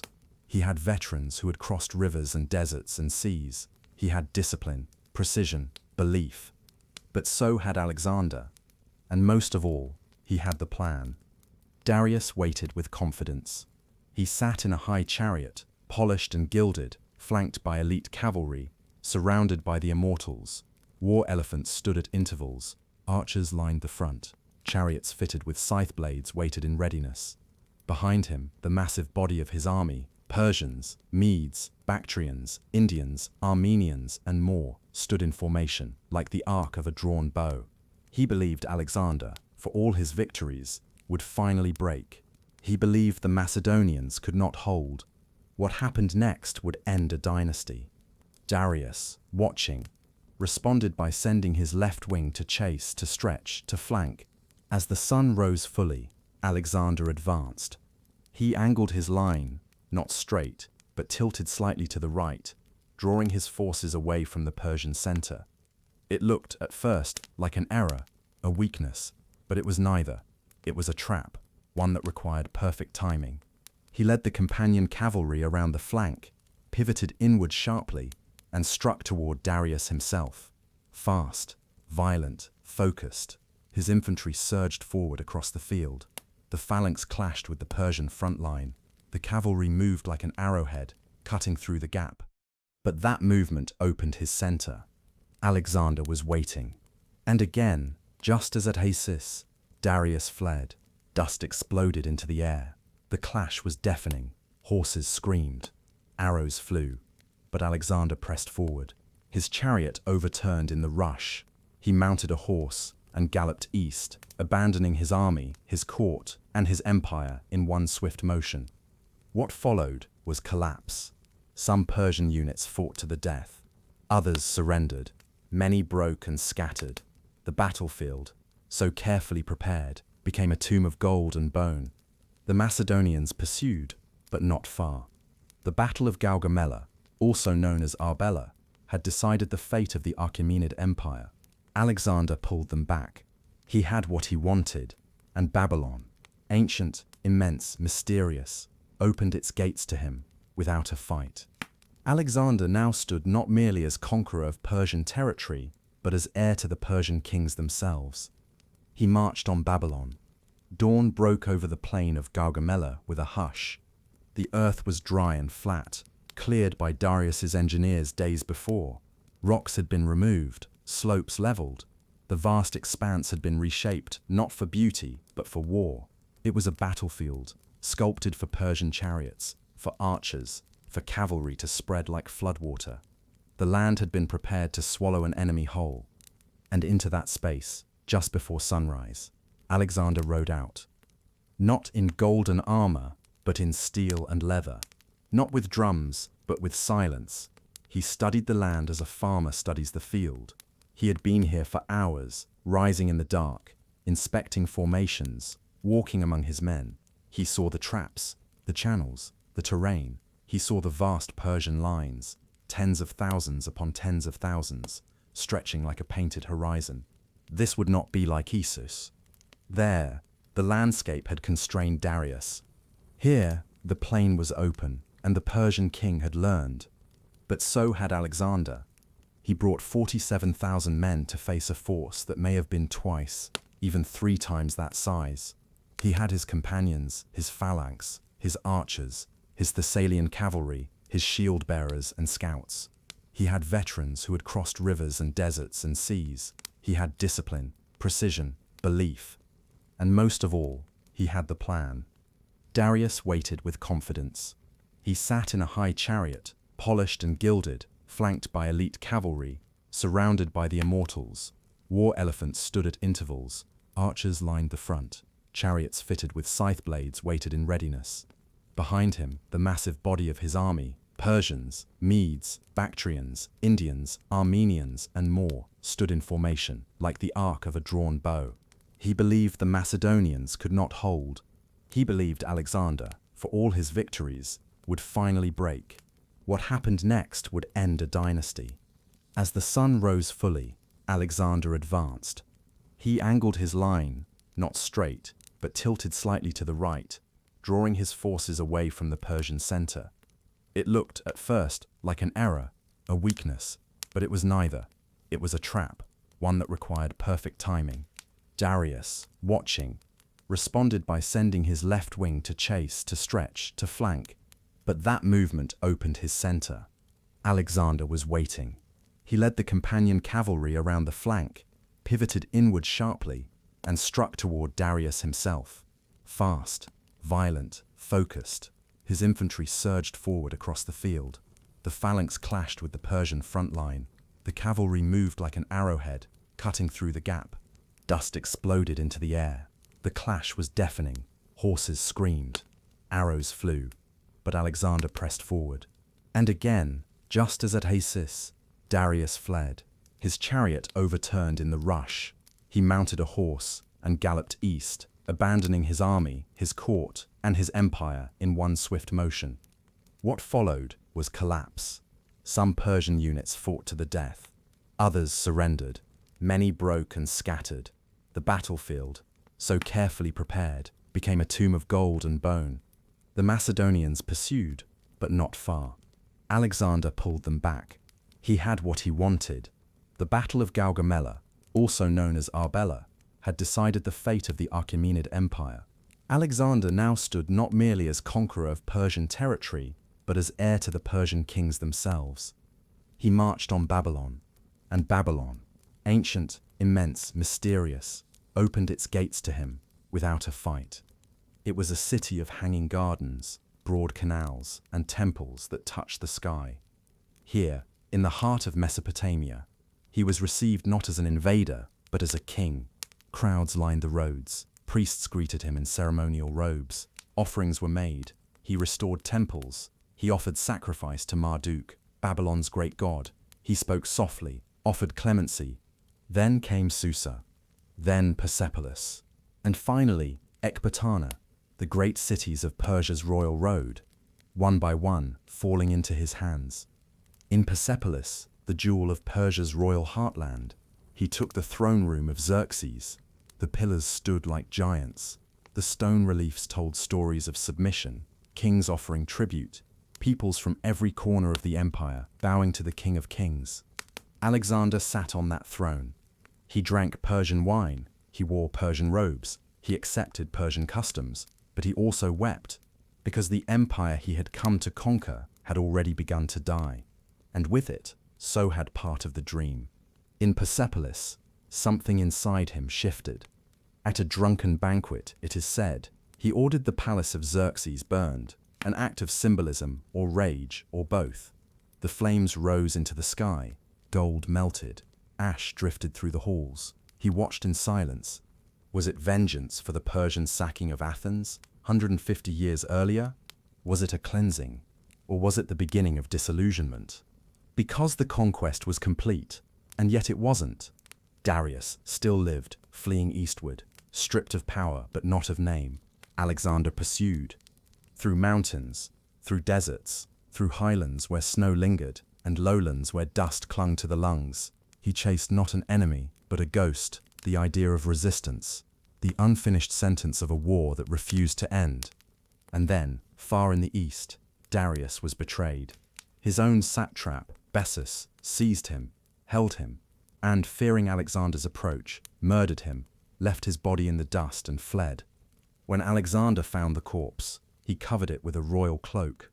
He buried Darius with honors, in the tradition of Persian kings, not as a rival, but as a predecessor, because now there was no one left. No king in front of him, no name above him. The world's greatest empire had passed into his hands. But power has a strange weight. It does not settle, it shifts. Even as his soldiers celebrated, Alexander felt it moving, that slow turning of ambition towards something darker, harder to name. He had become the ruler of two worlds, east and west, but now he had to make them one. Not by conquest, but by vision. He began dressing in Persian clothes. He adopted court rituals. He married a noblewoman of Bactria. He began to blend identities, languages, customs. To some, it was brilliance. To others, betrayal. Tensions stirred in his army. Whispers moved like wind through the ranks. He was changing, becoming something else. Not Greek, not Persian, not conqueror, but something new. And yet, the dream pulsed on. One world, one ruler, one name. But for now, as night spreads across the plain where once chariots thundered and spears clashed in sunrise light, the air grows still. The battlefield has quieted. The war has ended. And the king stands alone on a high ridge, watching the wind move across the empty ground where empires rose and fell. He does not speak. He simply breathes. And in the breath, the ghost of empire drifts, weightless and eternal. The air changed as they moved east. Gone were the Mediterranean winds, the thick scents of olive groves and salt water. Now the wind came dry and high, scraping across the highlands of Central Asia, tasting of dust and iron. The stars felt nearer here, sharp-edged and numerous, staring down from a sky so dark it swallowed even the outlines of mountains. Alexander had conquered the Persian Empire, but he was not done. Others might have stopped. Others would have declared victory, divided the land, and ruled from a palace in Babylon. But for Alexander, conquest had never been about territory. It was about momentum, a flame that consumed whatever lay ahead, not out of hunger, but because it could not help but burn. And so, he pushed forward, eastward, deeper into the folds of Asia, toward lands the Greeks called Bactria, Sogdiana, and beyond, to names that belonged more to myth than map, to tribes who had never seen a phalanx, to gods who did not answer to Zeus. Here, the campaign transformed, no longer a swift march through cities, but a long grinding journey across mountains and river valleys, through rebellions and uneasy alliances. The land was not empty, it resisted. And in resisting, it began to reshape the man who led them. The first target was Bessus, the satrap who had betrayed Darius. He had declared himself king, taken the name Artaxerxes V, and fled into Bactria, raising local forces in the hope of building a new power. Alexander gave chase. It took months, through terrain that defied maps, across the Hindu Kush, through narrow passes where snow fell even in summer, where cliffs dropped away into pale blue rivers and eagle calls echoed without end. His men, hardened by years of marching, faltered here. Supplies ran low. Some froze, some starved. The thin air choked even the strongest lungs. But still, Alexander pressed on. Not just after Bessus, but after control, order, unity. They reached Bactra, the capital of Bactria, and found it open. Bessus had fled again, eastward still, into Sogdiana, a land of citadels and deep defiles, where local resistance stiffened into real war. Alexander sent detachments to sweep the valleys. He negotiated with local rulers, some of whom joined him, others who vanished into the cliffs. He built fortresses, he left garrisons, he pushed further than any Greek army had ever gone. But it was here, in the hardest campaign of his life, that something changed. He stopped thinking only in terms of armies. He began thinking in terms of worlds. He no longer ruled Persia. He ruled a mosaic: Greek, Persian, Median, Babylonian, Bactrian. He wore the clothes. He adopted the customs. He reinstated local nobility. He allowed the worship of local gods. He even married one of them, Roxana, a noblewoman from Bactria, young, sharp-minded, proud. Their courtship is clouded by myth, but it is said he first saw her at a banquet held by a local lord. She danced, and he watched, not as a conqueror, but as a man surprised by wonder. He married her soon after. To some of his men, especially the older Macedonians, it was a betrayal. To marry a foreigner was to cross an invisible line. But to Alexander, it was fusion, the joining of two cultures, one flesh, one future. It was not his last such union. Later, he would arrange mass marriages, Macedonian officers to Persian and Bactrian noblewomen, an attempt to knit his empire together by blood. It was controversial. It was not entirely successful, but it showed what he was trying to build. A world not ruled from one end, but from the center, where East and West did not meet as enemies, but as partners. It was a radical idea, but not all were ready. In Sogdiana, a fortress called the Sogdian Rock stood high atop a sheer cliff, said to be unconquerable. When Alexander demanded surrender, the defenders laughed. "You'll need men with wings to take this place." So he found them. 300 climbers, trained in mountain warfare, scaled the cliffs at night. They tied themselves with ropes, drove iron spikes into ice-slicked rock, and in darkness reached the summit. When the sun rose, they waved flags. The defenders surrendered without a fight. It was not just a military feat, it was a message that no place was unreachable, no culture untouchable, no height beyond reach. But all of this, the marching, the marrying, the merging, began to strain his army. His Macedonian officers felt alienated. His Greek allies whispered. They had marched to avenge Greece, to defeat Persia, not to blend into it. They missed home. They feared they were losing him. And perhaps they were. Alexander, once known for walking among his troops, now kept distance. He adopted Persian court rituals, including proskynesis, the act of bowing before the king. To Persians, it was a sign of respect. To Greeks, it was blasphemy. Only gods were bowed to. He tried to introduce it. His men resisted. Fiercely, one of his closest companions, Callisthenes, a philosopher and historian, refused publicly. Alexander was furious. Soon after, Callisthenes was accused of plotting and executed. The army grew quiet, but still, they followed, through Samarkand, through river valleys and steppe, through cities that shimmered like smoke on the horizon, then vanished behind them. Alexander founded new cities, most of them named for himself. Alexandria Esquarta, Alexandria the farthest, marked the edge of his known world. But it would not be the last, because beyond Sogdiana lay India, and Alexander, always looking forward, now turned his gaze there. He had heard of its wealth, he had heard of its philosophers, who sat naked beneath trees and spoke of the soul as if it were the same as the sun. He had heard of its great rivers, its elephants, its kings, and he wanted to see it. Not to conquer India, but to understand it. Of course, war would follow.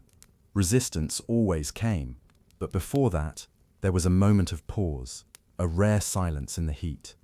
Somewhere in the highlands of modern-day Afghanistan, with the Indus still a rumor to the east, Alexander stood in the wind, beside his new wife, beneath a sky so clear the stars felt close enough to name.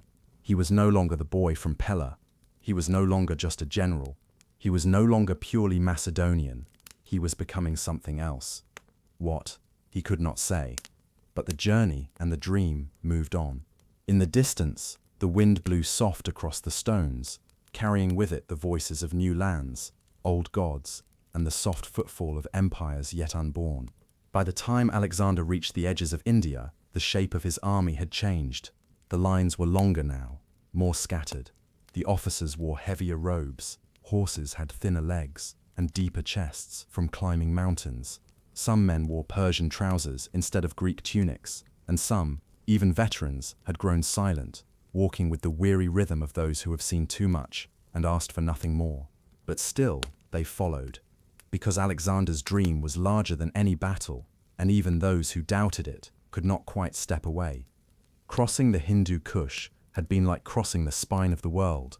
The air had turned thin, the rocks sharp, water froze in goatskin flasks before the sun could rise.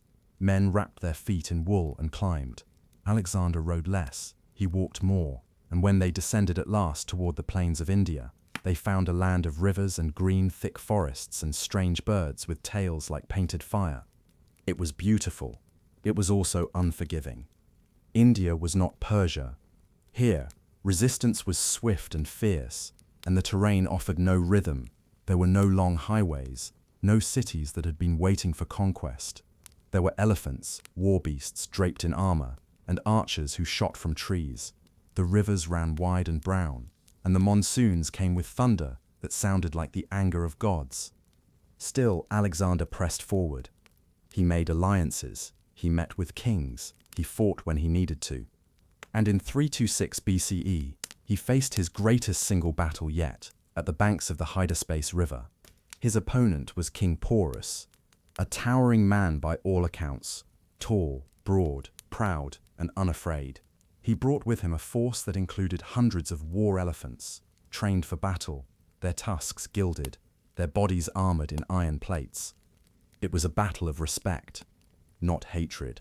Porus refused to surrender even after being outflanked. The river had swelled with rain, and Alexander crossed it under cover of storm, splitting his army, tricking Porus into expecting the attack from the wrong place. When the Macedonians emerged from the trees and mist, it was already too late. The fighting was brutal. Horses trampled in mud. Elephants crushed men, and were themselves blinded, raging. The phalanx adapted, spears thrusting not at men, but at animals' bellies. But Alexander never lost control. When the battle was over, and Porus was captured, Alexander did not punish him. He asked, simply, "How would you wish to be treated?" Porus replied, "Like a king." And Alexander, smiling, said, "That is exactly what you shall be." He returned Porus's lands and made him an ally. He admired strength, especially when it stood unbending, even in defeat. But after the Hydaspes, something began to shift. Not in the world, but in the army. The men were tired. They had marched for 8 years, through deserts and rivers, sieges and storms. They had seen their friends buried in mountain snow and river mud. They had crossed into lands where their language meant nothing, and their coins were strange and smooth. And now, as Alexander turned his eyes toward the Ganges, they hesitated. They stopped. They refused. At the Hyphasis River, they laid down their arms, not in rebellion, but in exhaustion. And for the first time, Alexander stood before men who loved him and heard the one word he could not defeat. No, it was quiet, but absolute. He tried to speak. He promised glory. He reminded them of their victories. They did not argue. They simply sat. Even Coinus, one of his generals, stepped forward and begged, "Let them go home." And in that moment, after battles, after kingdoms, after all the moments that had shaped him, Alexander wept. Not loudly, but with the kind of stillness that says a dream has cracked. He had won every war, but not this one. Not the war against human limits. He turned back. They built altars at the river's edge, great stone piles, carved and solemn, to mark the easternmost reach of the campaign, a line in the earth, a boundary of ambition. They headed west. But the road home would be crueler than any battle. He did not take the safe route.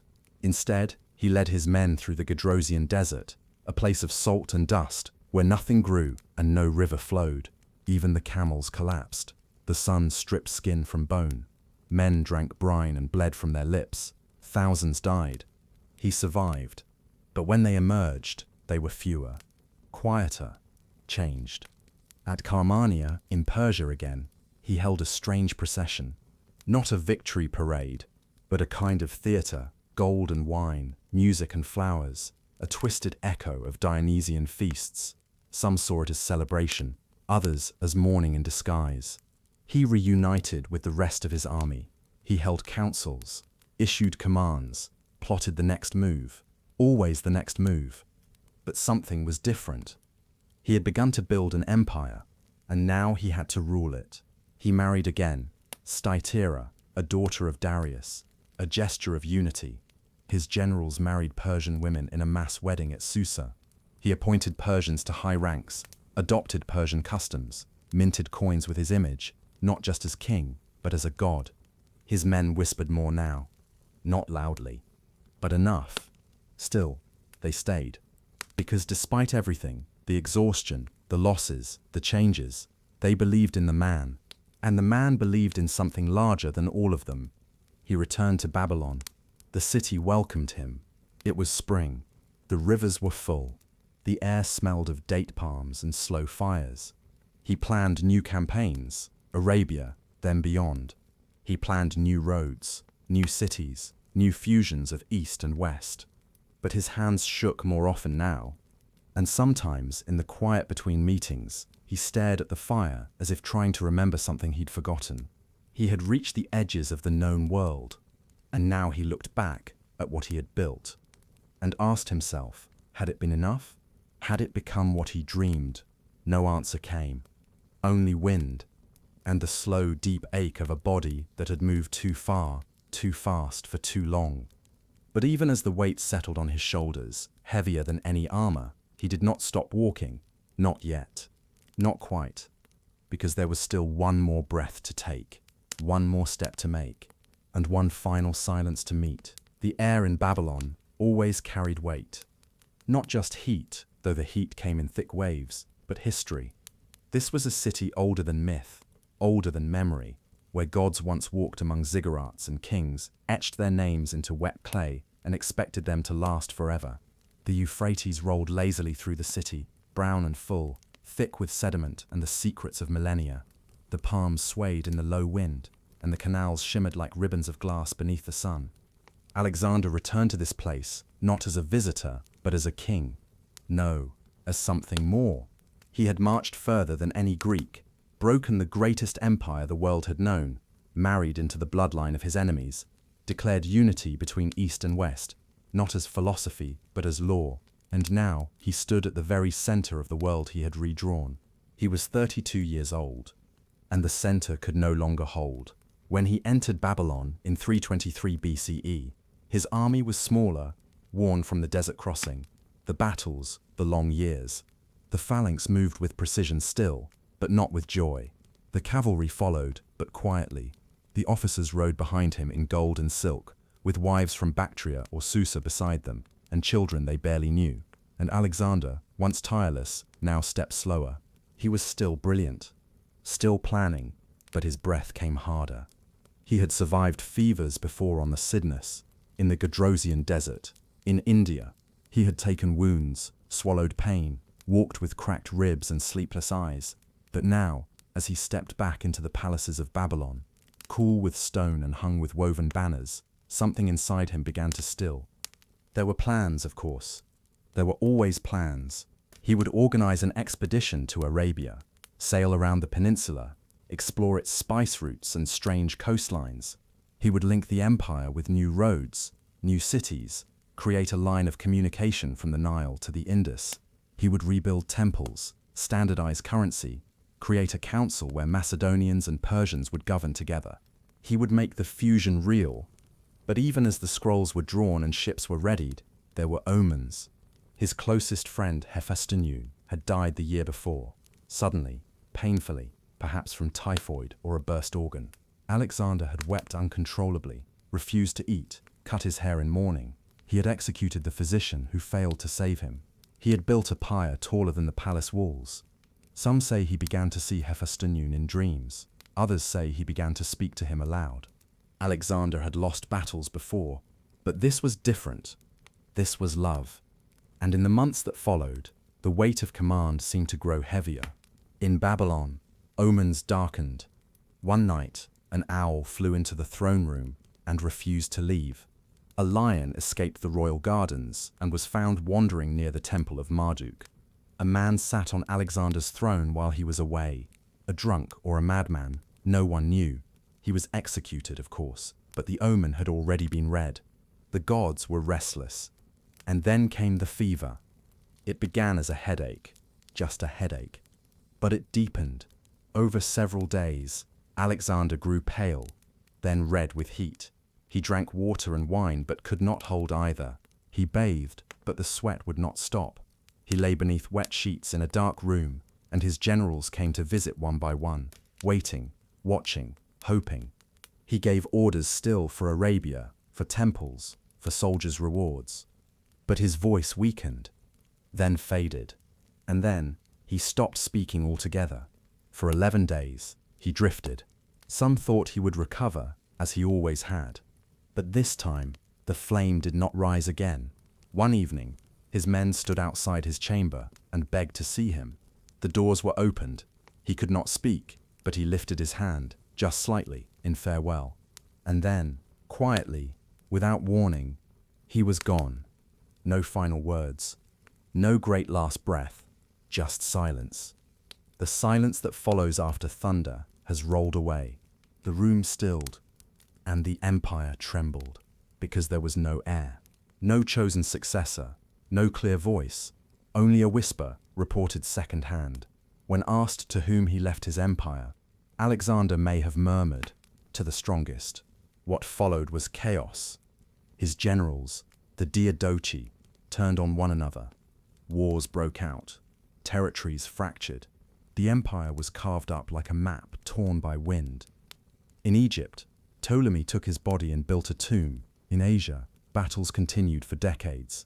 In India, the satraps broke away. His son, born after his death, would not live to rule.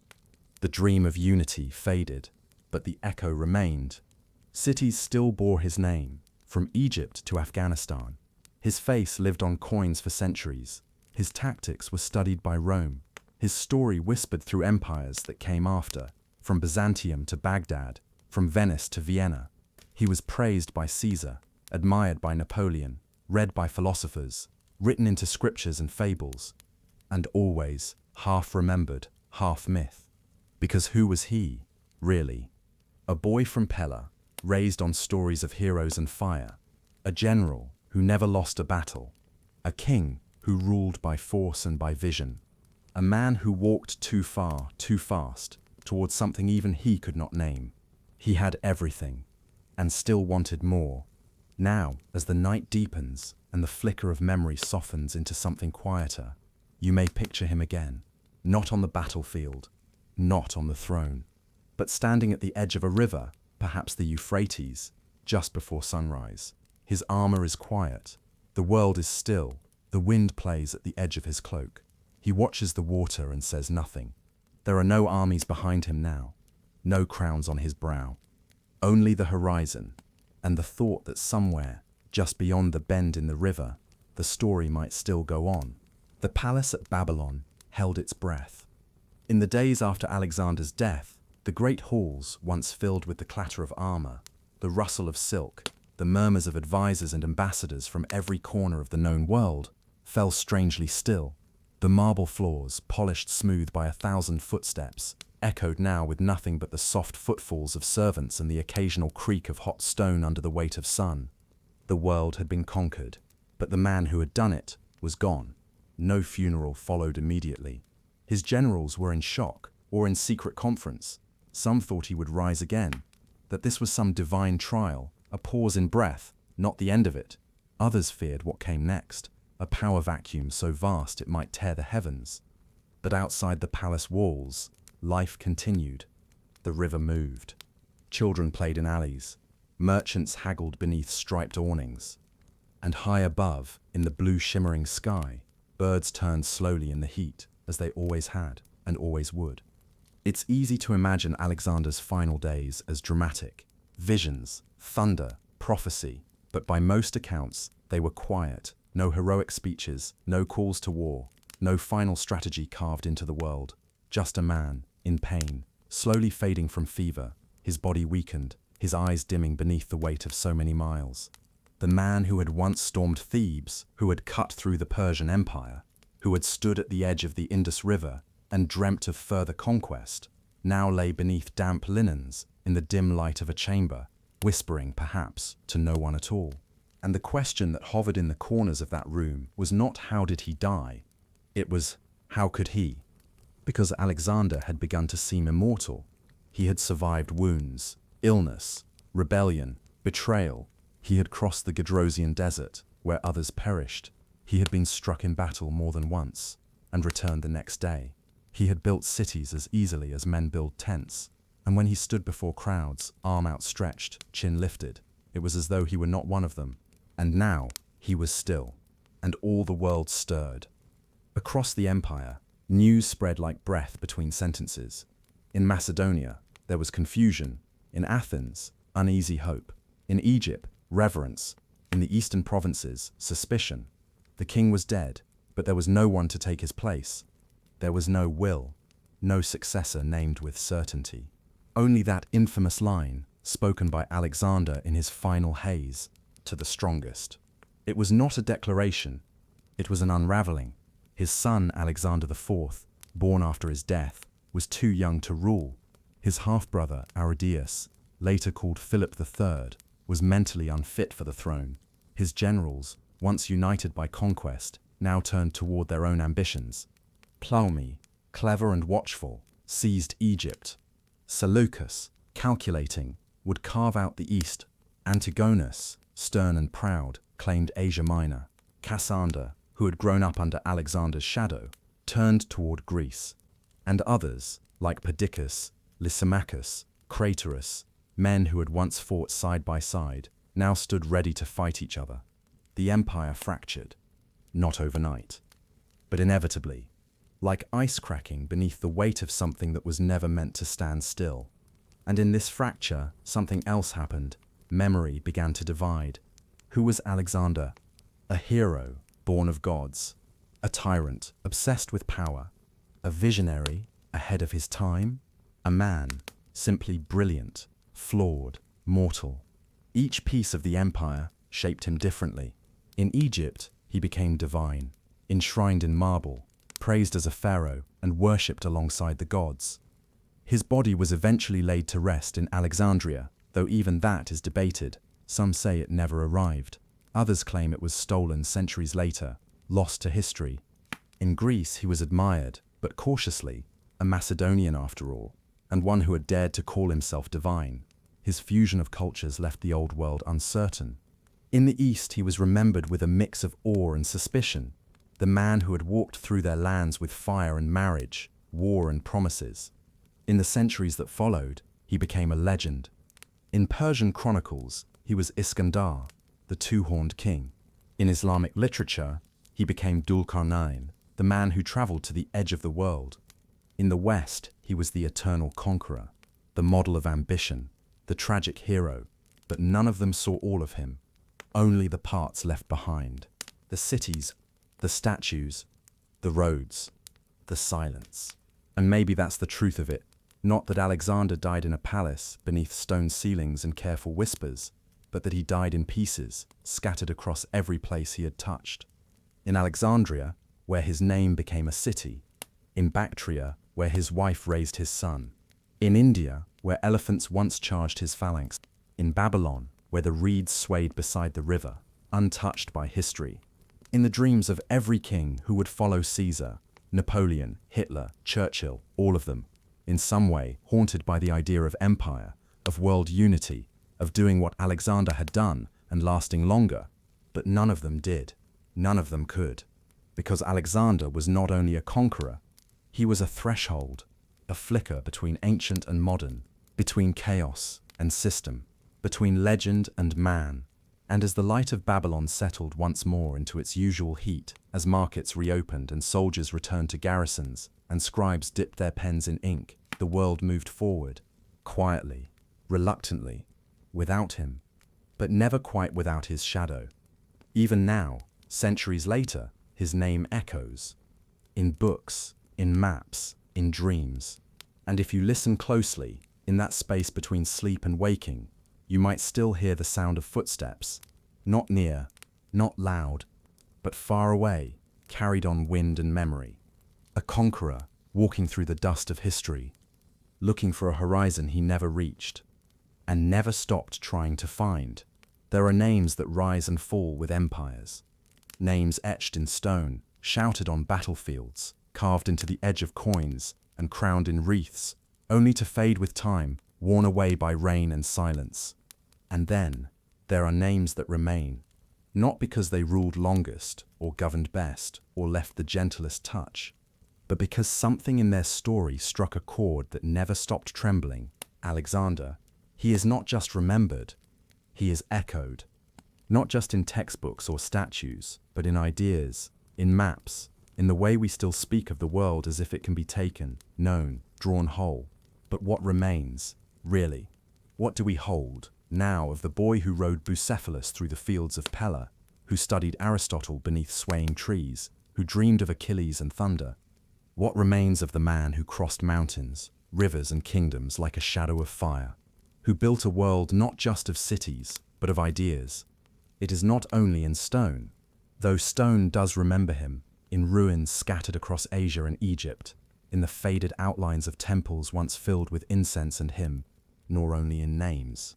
Though names do mark his path, Alexandria still rises beside the sea. Alexandria Saint still echoes in the Far East, and the streets of cities he never saw still bear his title in whispered tribute. It is not even only in stories. Those stories, more than anything, preserve him, not always faithfully, but faithfully enough to keep the shape of his fire alive. What remains of Alexander is a question, not of what he did, but why. Why did a man, young, already king, already victor, cross so many boundaries not just of land but of identity? Why did he speak Persian, wear Eastern robes, sit with philosophers and siege engineers alike? Why did he marry for alliance and for love, and demand that his officers do the same? Why did he mourn Hephaestion, as no king before him had mourned another man? Why did he not stop? What was he reaching for? Even as the world submitted to him, even as Darius fell, as cities opened their gates, as his name carried farther than the stars seemed to stretch, he kept going. And when the road ended, when the men said no, when the sea would carry them no farther, he wept. Because it was never about borders. It was about something else. Something we still don't fully understand.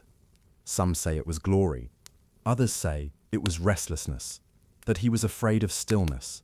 But perhaps it was belief, not in himself, but in the idea that the world could be one thing, that the sun could rise on cities with his name and his vision, that east and west could blend, that people could speak to one another in borrowed languages and meet across bridges made of stone and culture alike.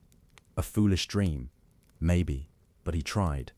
And in that trying, he shaped everything. Even in death, his story spread, a ripple, soft at first, then louder. Roman emperors kept busts of him in their chambers. Medieval kings read tales of him in translated scrolls. Philosophers quoted him. Artists painted him. Poets imagined him whispering to the gods, or speaking to the moon, or outwitting beasts that never walked the earth.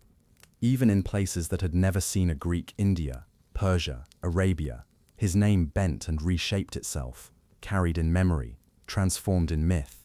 He became Iskandar, Sikandar, Dulcarnain, the man with the two horns, the world walker, the one who reached the gates where the sun sets, and still asked what lay beyond. And in those stories, some wild, some wise, he became more than mortal, not a man, but a mirror, reflecting back whatever we want greatness to look like. We see his triumphs and see ambition. We see his violence and see warning. We see his longing, his endless journeying, and feel something familiar. A sense that we too are moving through a world that never quite reveals itself fully, that we too are trying to draw a map of something bigger than land. Something like meaning, and perhaps that is why his story remains. Because it is not complete, because it never could be. It ends in a palace room, with a fevered breath, a flickering hand, and no final words. But it doesn't end, because even now, the wind moves across old battlefields. Even now, travelers walk through ruined cities that once bore his mark. Even now, someone picks up a book or closes their eyes and returns to the sound of hoofbeats echoing across the sand. Even now, someone dreams. And in that dream, a young man with lion eyes and a shadow longer than any mountain steps once more toward the horizon, still seeking, still listening, still walking, into dust and into memory, forever.